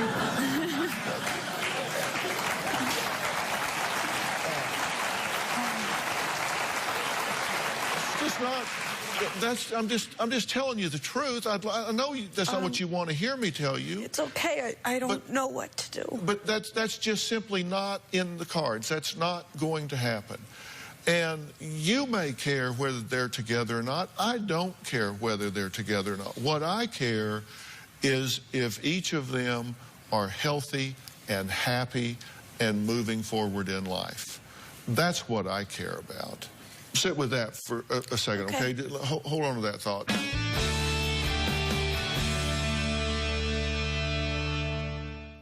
Want to get something off your chest? Sign up for the drphil.com community and weigh in on your favorite episodes and share your personal stories with other community members. Plus, get started on your own blog to share your thoughts on the topics that interest you most. I'll be reading those message boards. Log on to drphil.com today.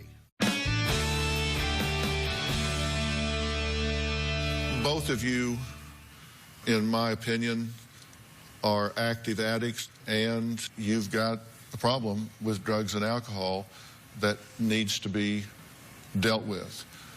I'm willing to help both of you with that, to get you cleaned up, not in an effort to break you up, but in an effort to clean you up. You've not had much opportunity to get a leg up education-wise. I'm willing to help you in terms of getting your GED, to get that done and get that behind you. I've also spoken with Manatee Technical College in your hometown, and they're offering to waive all tuition for you to go through a GED preparation program. And they're offering to pay for the GED test and get all of that done for you, so you don't have any expense to do for that. And then that makes you eligible to continue your education if you want to do that. And I'm going to have our resource director sit down and talk to you two about making a serious commitment to going in to a rehab program. There is a place in South Padre Island called Hannah's House where you can get yourself on the right path. Fair enough? Absolutely. Thank you. Okay. All right. I want to thank all of my guests, and a special thanks to Robert Park and Origins Behavioral Health Care. Hey, thanks for being here today. So long. We're going to talk to you backstage, all right? Talk to you backstage. Okay, thanks, guys. Thanks, guys. Thanks, guys. See y'all. Bye-bye. See y'all.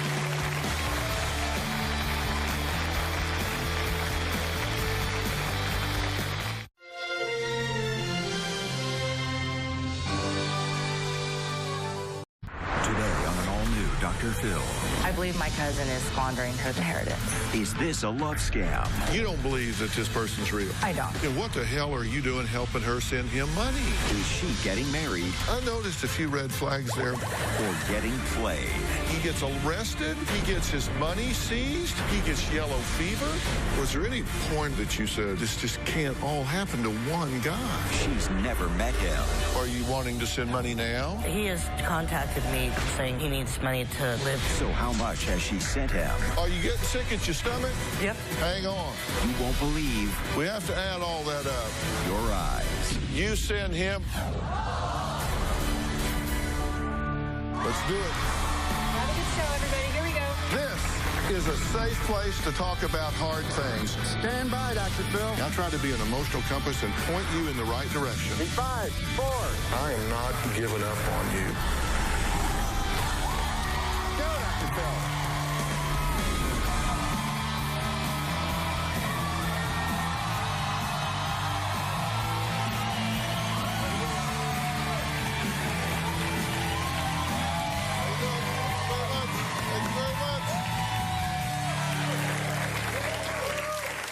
What could you do with $1 million? Maybe buy yourself a 2015 Porsche Spyder for $929,000. Or how about a 2015 50-foot Prestige Yacht 500S for $999,000. According to the 2013 Census Bureau numbers, the income for the median household is $51,900.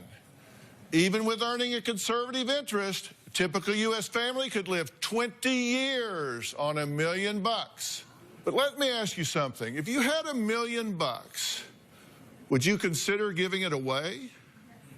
Not to a needy family member, but to the love of your life, who you had never laid eyes on.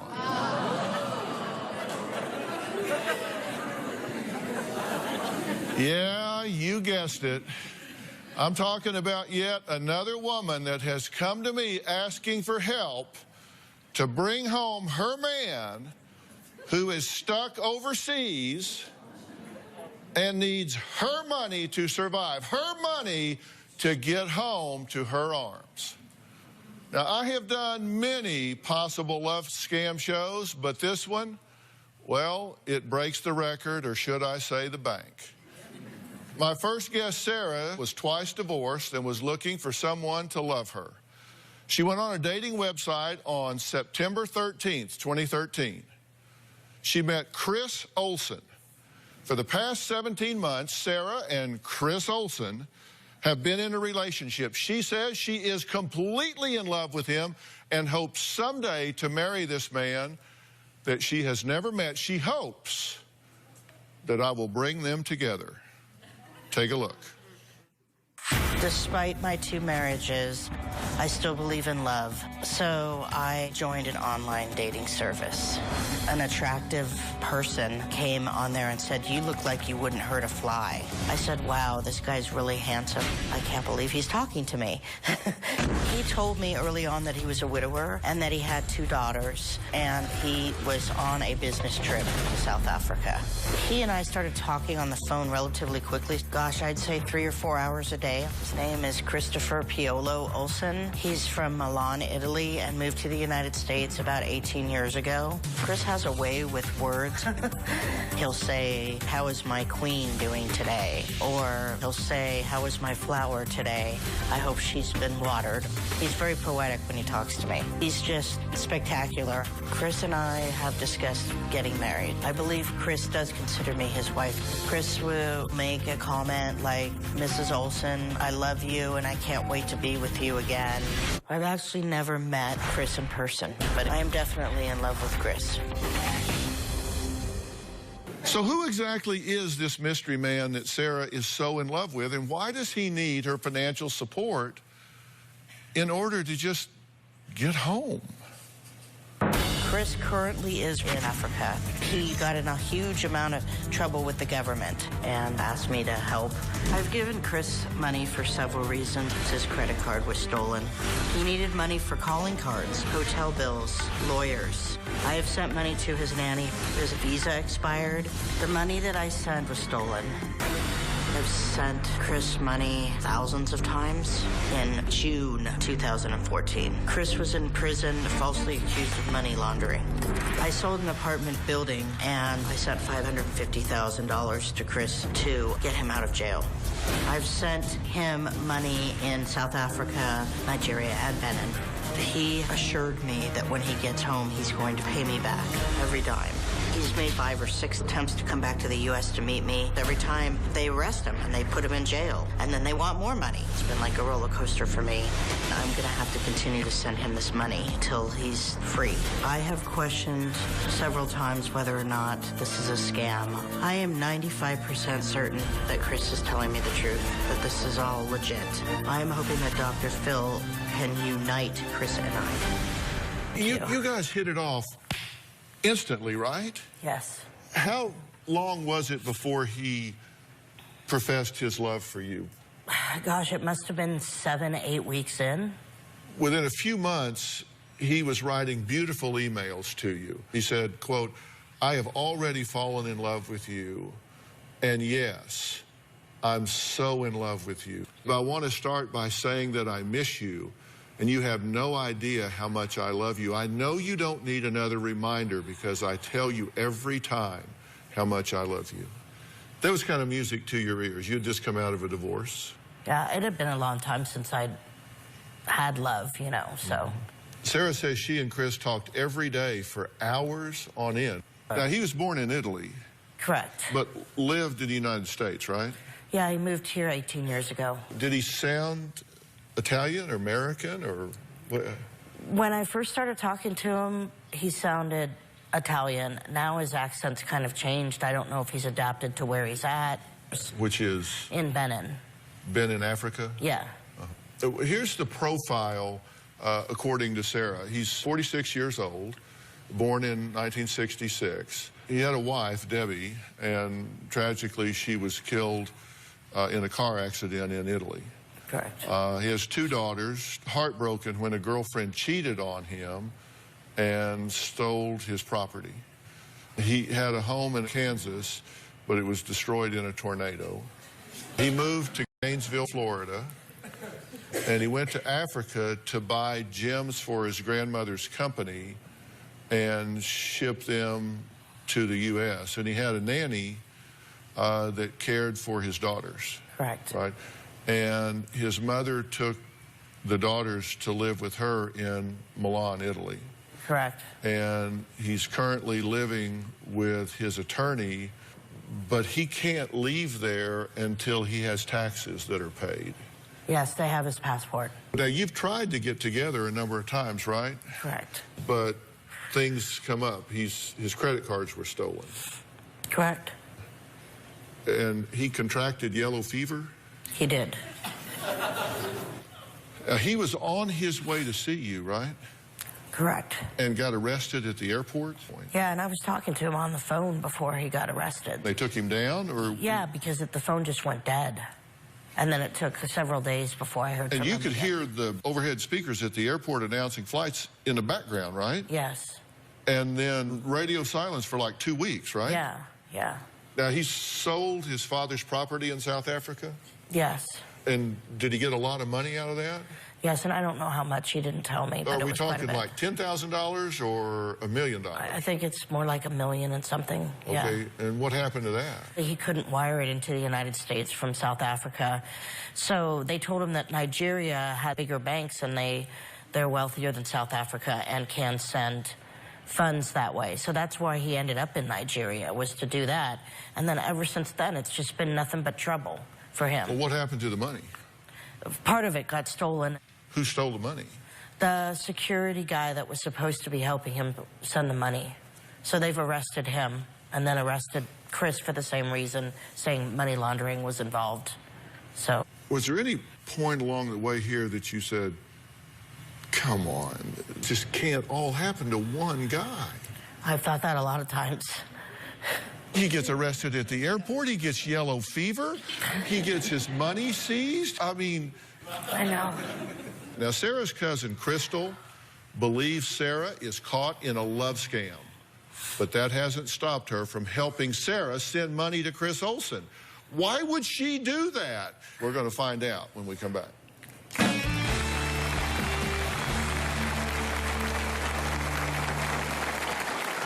I believe my cousin is squandering her inheritance.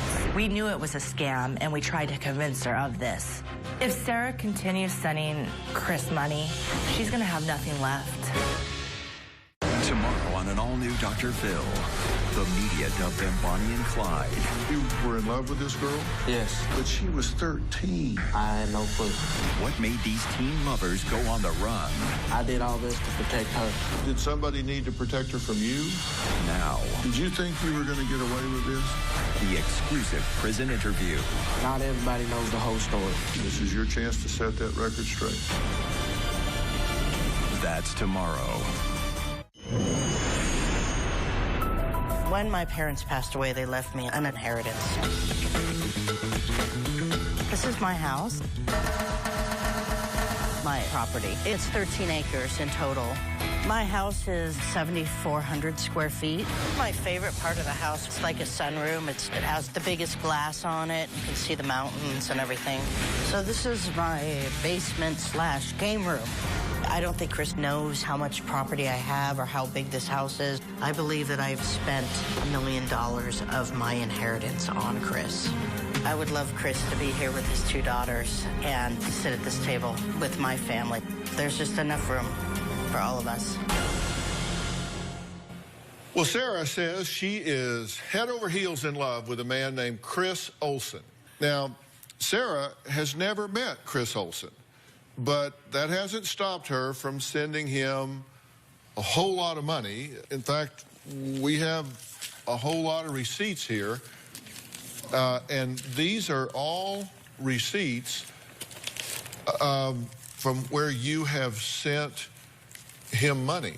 And you've kept all of these because he has said that he can and will pay you back every cent. Yes. Now, even though Sarah's cousin Crystal emailed the show seeking my help in giving Sarah a wake-up call, she also admits to helping Sarah send money to this Chris Olsen person. Take a look. I believe my cousin is squandering her inheritance by sending it to a love scammer.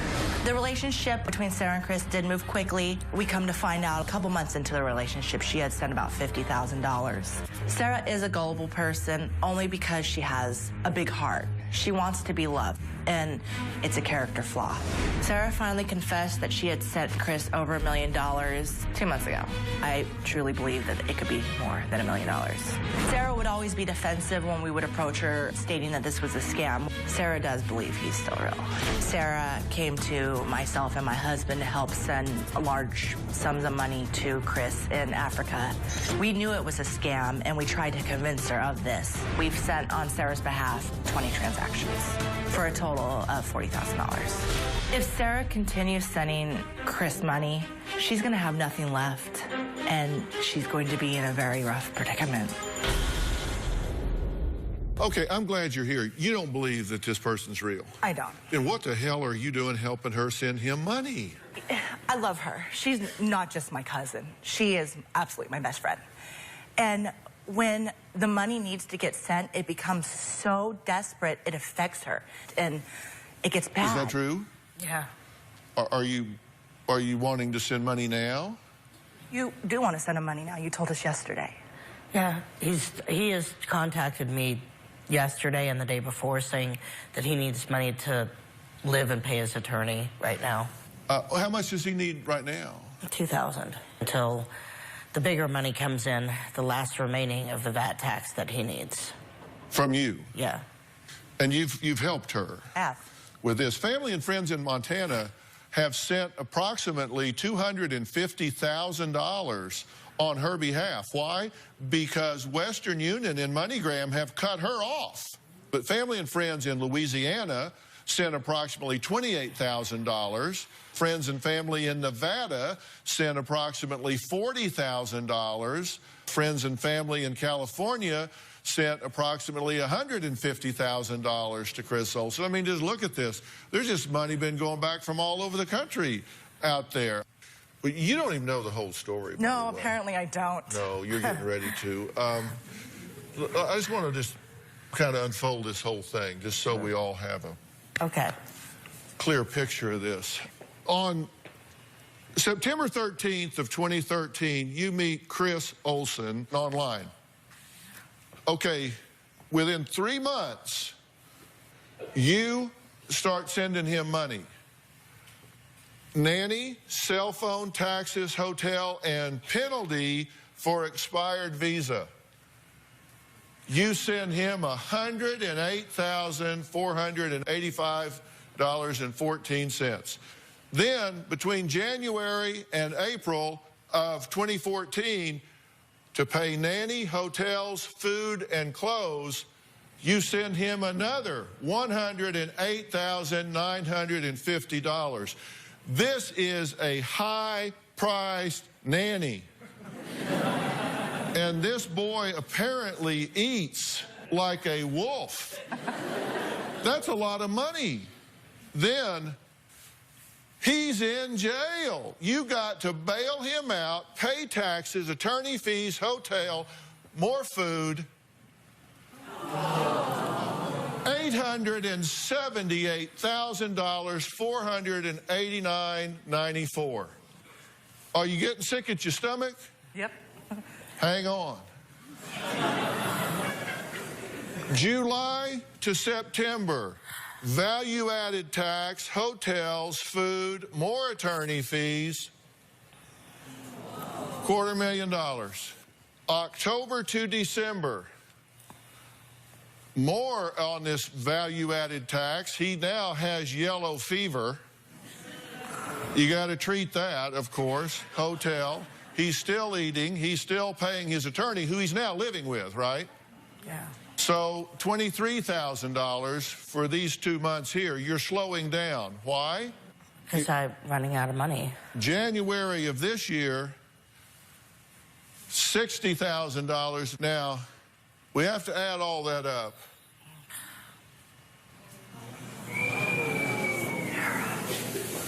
$1,422,252.24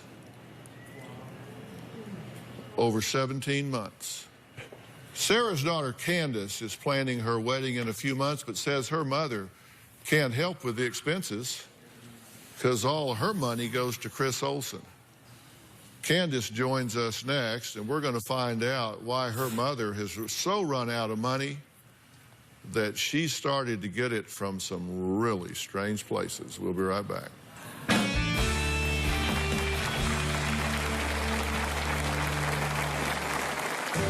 I have told my mom to stop sending him money numerous times. I don't think it's real. I think it's a love scam. I'm planning on getting married in 6 months, but she does struggle every month to make big payments on my wedding because of this whole Chris situation. I am financially strapped from sending money to Chris. I borrowed $40,000 from loan sharks. I was about 4 months late on my payment. 2 of them broke into the house. Luckily, my son walked up the stairs and saw them and ran out. I'm not sure if they were trying to rob me or if they were just planning on scaring me. They were both paid in full. Sarah has been dating a man that says he is Chris Olsen. She met him online 17 months ago, and as we have just seen, has already sent this person over $1.4 million. Sarah's daughter Candace believes that Chris Olsen is a complete fraud who is playing with her mother's emotions. About a month after my mom met Chris, she had told me she had sent him money. I felt a little shocked. I think part of me believes that she's in love with him, but there's another part of me that thinks that she's in love with love. As far as I know, my mom has sent Chris over $1 million. I have told my mom to stop sending him money numerous times. I don't think it's real. I think it's a love scam. I'm planning on getting married in 6 months, and my mom is going to help with a lot of the wedding expenses, but she does struggle every month to make big payments on my wedding because of this whole Chris situation. The situation with Chris is really affecting my mom's health. My mom has multiple sclerosis. Stress can cause multiple sclerosis to become worse and possibly have more problems in the future. If I found out this was a scam, I would be very pissed off because my mom is the most awesome woman ever, and she would do anything for anybody. Well, Candace, you're concerned about your mother. Yeah. I didn't know any of that stuff. Were you shocked to see the scope of what we're talking about here? Yeah. Yeah. You're a little shocked to see it all in one place, right? Yeah. There is some text between Sarah and Chris. This is an exchange February 6th of 2015. Sarah, I love you. Hope you got the $24,950. Chris, yeah, babe, got it. Morning. Sarah, okay, did you give it to the government? Chris, 24/8, yes, everything, babe, believe me. Sarah, did Mr. Blank keep 150 then? Chris, yes, babe. Sarah, did you give them the other 10,000? Where was that? That's a lot of money to just turn up missing, you know. Chris, yes, I know, but you should. None of this money was spent as waste. Everything is towards the $85,000. That's the VAT tax. Sarah, you keep saying that, but honey, that doesn't tell me anything really, and I have hid nothing from you, so you should be able to tell me. Chris, I swear I'm not hiding anything from you. All the money is other.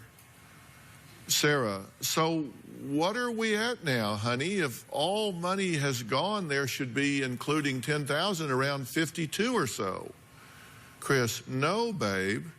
Sarah, we're at 76,000 minus the 10, so without it, that. Chris, no, we're still at 42. Sarah, we are at, question, Chris, 42 minus 85. Sarah, do you mean 85 minus 42? Chris, so 43,000 more. Sarah, needed. Chris, yes. Okay, well, won't have any more till the timeshare gets a hold of me, so hang in there, my love, okay? I love you. Chris, love you more. Okay, did anything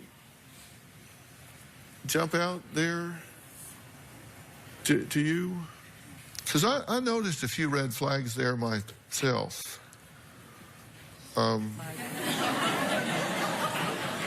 There's a lot of red flags. And you're selling your timeshare now. You're liquidating more assets, right? Well, it's what I had on the market for a long time. Well, let's look at some of the emails between this attorney. It's Gideon. How do you pronounce his name? Agbana. He says, good day, Miss Sarah. I'm Mr. Gideon Agbana, attorney to Mr. Chris Olson. This is to inform you, as requested from Mr. Chris Olson, that he has been in the Nigeria NDLEA custody. Now, this is a national agency down there for the case of money laundering against him. He mentioned Mr. Chris Olson's name. I tried all my best, and the case was finalized today, and the Nigeria government found Mr. Chris Olson guilty. This man's an attorney, and do you notice he doesn't communicate very well? No, he doesn't. Madam, you have to let us know if this funds is available. Gonna get it here to us. I don't know what the law is down there. You don't need to know what the law is. The man can't make a sentence. Now, remember those love letters from Chris Olson that we saw earlier? Well, we're going to take a close look at them, and I'm going to reveal what we found when we come back.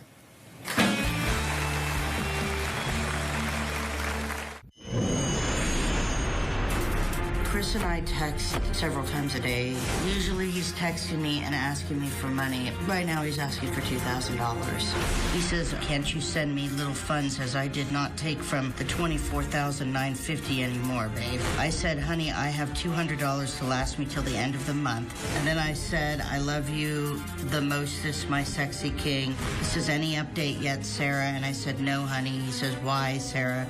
We need more funds to proceed on what's going on here. I will send him whatever he needs if we don't get closure to this soon. Sarah has sent over $1.4 million to Chris Olson, the man she hopes to someday marry. There's only one catch. They have not met in person yet. Now, Sarah's cousin Crystal and daughter Candace believe Sarah may well have been scammed by her online lover over the past 17 months. But Sarah says that her heart has told her that Chris Olson is real and is the man of her dreams.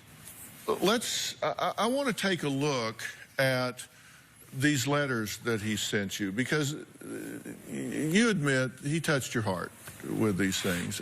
He said, hey, babe, I want to start by saying that I miss you, and you have no idea how much I love you. I know you don't need another reminder because I tell you every time how much I love you. But I do, and that is my only way to show you. And I know my simple words can never compare. From day one, I knew there was something in you that no other woman had.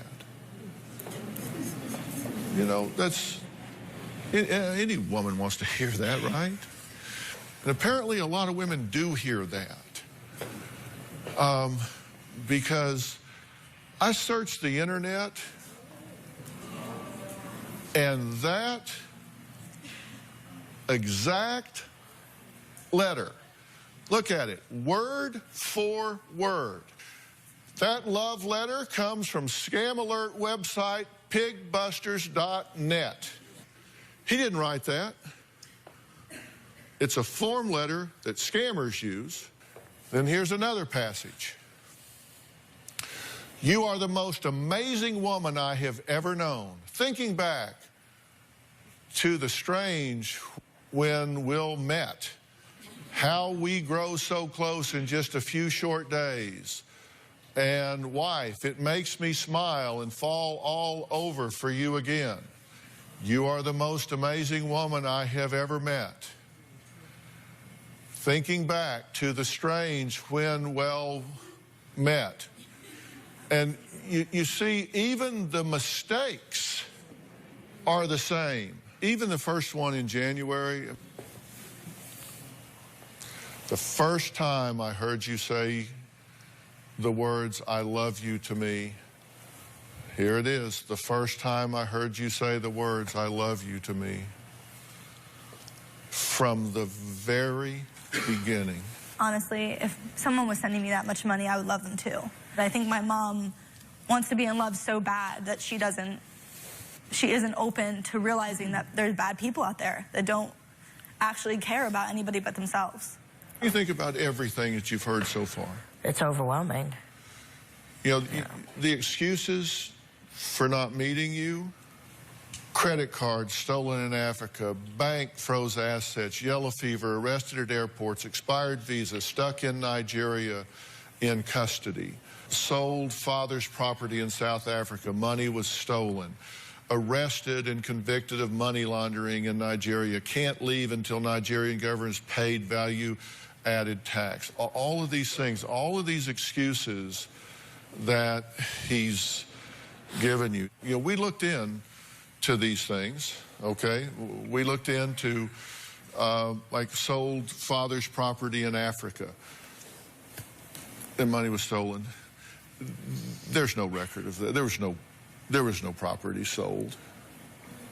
There's absolutely no record of it whatsoever. Arrested and convicted of money laundering in Nigeria. Look, there would be an arrest record, right? There would be a jail record. There would be bail record. All these are records. There's no record. Can't leave Nigeria government till the value-added tax is paid. That's just false. There is no law that they restrict your travel because you don't pay a 5% value-added tax. That's just simply not there. We've talked to them. That's just simply not the case. Okay, I'm going to tell you when we come back from a break, I'm going to tell you what happened when I sent a producer to knock on the door at the address where Chris Olsen's nanny allegedly resides. This nanny that you paid for? Wanda. Wanda. Yeah. Yeah. We tracked this person down, knocked on the door. There was an answer. We'll tell you what happened when we come back.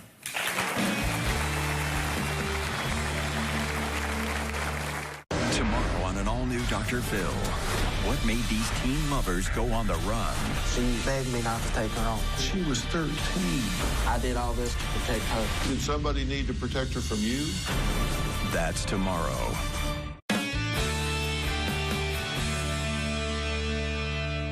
Now, Chris Olsen told Sarah when he originally went to Africa, he left his 2 daughters with a nanny in Ohio.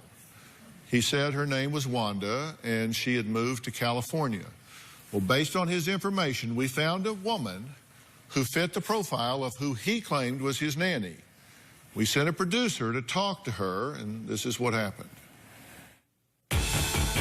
I'm at an apartment complex in Southern California to determine whether or not one of the occupants knows Chris Olsen. Chris supposedly told Sarah that he had hired a nanny by the name of Wanda to take care of his 2 children in Ohio. So we hired a private investigator who told us that there was a woman named Wanda in Ohio who was recently moved here to this apartment complex behind me. So I'm taking this picture of Chris Olsen inside with me and asking her whether or not A, she recognizes him, and B, whether or not she was in fact the nanny to his 2 children.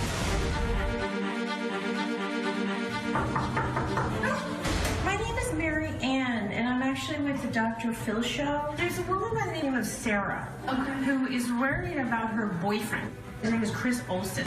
Somehow your name came up as potentially somebody that would know him or knew him. But does that name mean anything to you? No. No, not at all. Could I show you a picture of what he maybe looks like? No. Doesn't mean anything to you? No, I mean, I've only been out here in California for less than a year. And where were you before that? West Virginia. Okay, so you never spent any time in Ohio? No. No. Were you ever a nanny? No. No. Just so it's clear, absolutely no. Never heard of a Chris Olsen, never saw this guy before, and never lived in Ohio? No. Okay. Thank you so much. Okay, we researched this person. It's the only person of any description in California that comes even close. She doesn't know any Chris Olsen. She's never been a nanny. Just absolutely false. So here's what we found about Chris Olsen. First off, there is no Chris Olsen with a birth date that he gave you of 10/1966. Ever. There's nobody by that name ever born on that date anywhere that we can find, ever, period. Chris Olsen's phone number is a Google Voice phone number that's untraceable. His IP address for one of Chris Olsen's emails originates in Lagos, Nigeria. The other email IP address originates in that town in Benin, and the IP address for Chris Olsen and this Gideon Agbana is the same internet provider at the same location. Portions of emails found on other websites were plagiarized, which we told you. Database reveals no daughters. No Tracy Olsen, no Angela Olsen. No passports exist for them. Esther's mother, Gina Olsen, the only Gina Olsen who lived in Milan, is 16 years younger than Chris.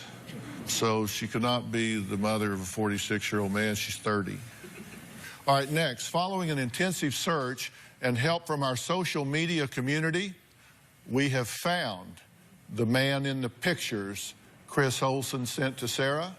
More about that after the break.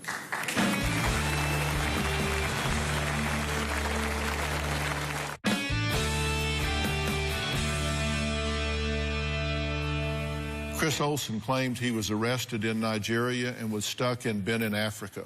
Well, joining us now via Polycom is Nigerian Ambassador Jeffrey Tinalabi and Benin Ambassador Omar Arana. Let me start with Ambassador Tinalabi. You want to make sure that people understand that this is not a brush to paint Nigeria with, that this is certainly not something that characterizes Nigerians as a whole, correct? Nigerians are hardworking people, very, very enterprising, and the vast majority very honest, but a few, as in every country, you have this sort of thing. Ambassador Arano, can you tell us, in terms of Benin, your country is quite sophisticated, correct? My country is a democratic country, and there is an issue where few bad apple create situation like this. I really thank you both. These very busy ambassadors care enough about you as an individual and about Americans that they want them to understand that if people are telling these kinds of stories about being trapped in their countries and all of this happening, to just simply not believe that. And you gentlemen have been very kind in taking your time to do that and to let us know that. So thank you both for being here today to set the record straight. Yes, thank you, guys. As part of our extensive investigation to find Chris Olsen, the man who wooed Sarah online, we reached out to you, Dr. Phill viewers, for help in finding the identity of the real man whose photo was used to perpetuate a scam. Now, I want to be very clear. This man is a victim in this. He is a victim because a stranger stole his image and used it to defraud Sarah. We searched high and low. We could not locate him. We searched and searched and could not find him. So we put Chris Olsen's picture on the Dr. Phill Facebook page asking, do you know this man? Please have him contact us. So we spent weeks trying to find him with investigators and everything else. Well, of course, the Dr. Phill fans, in a very short period of time, with all of their friends and followers, went to work, and in 2.5 hours,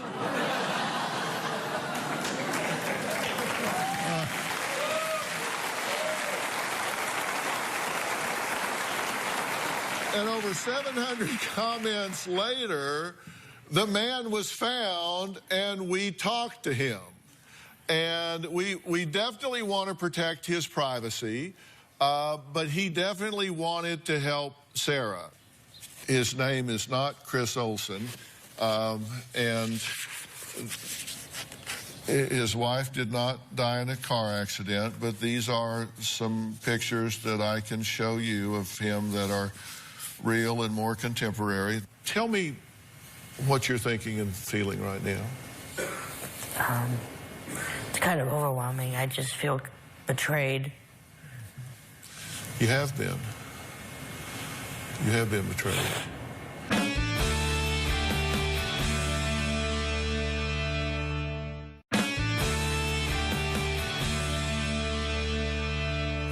Do you believe what I'm telling you?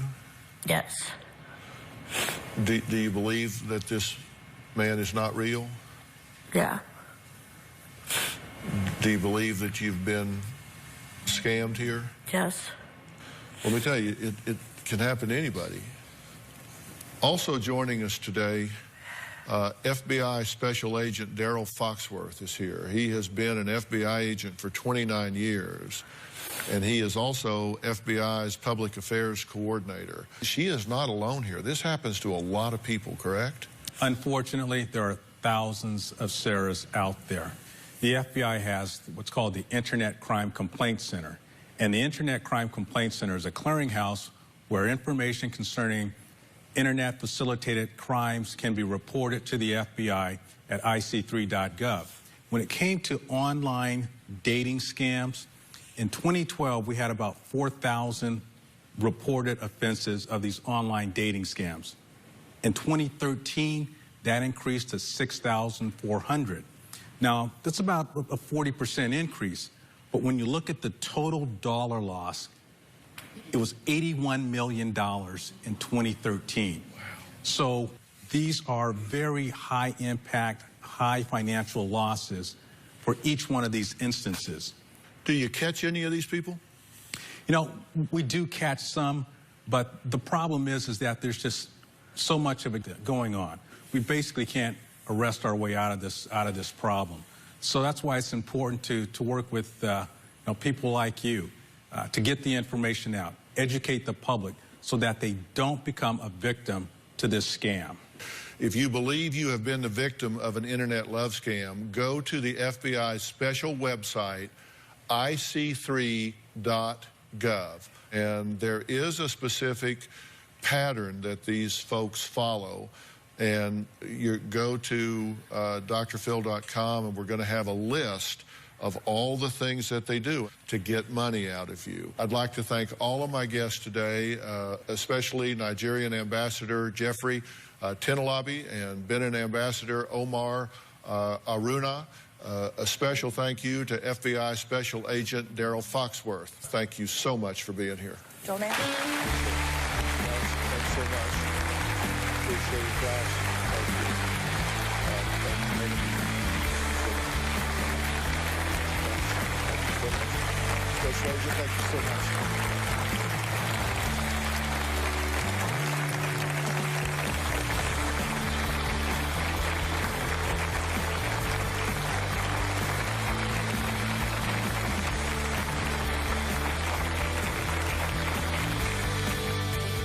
Hi, Sarah, can you see me? Yeah.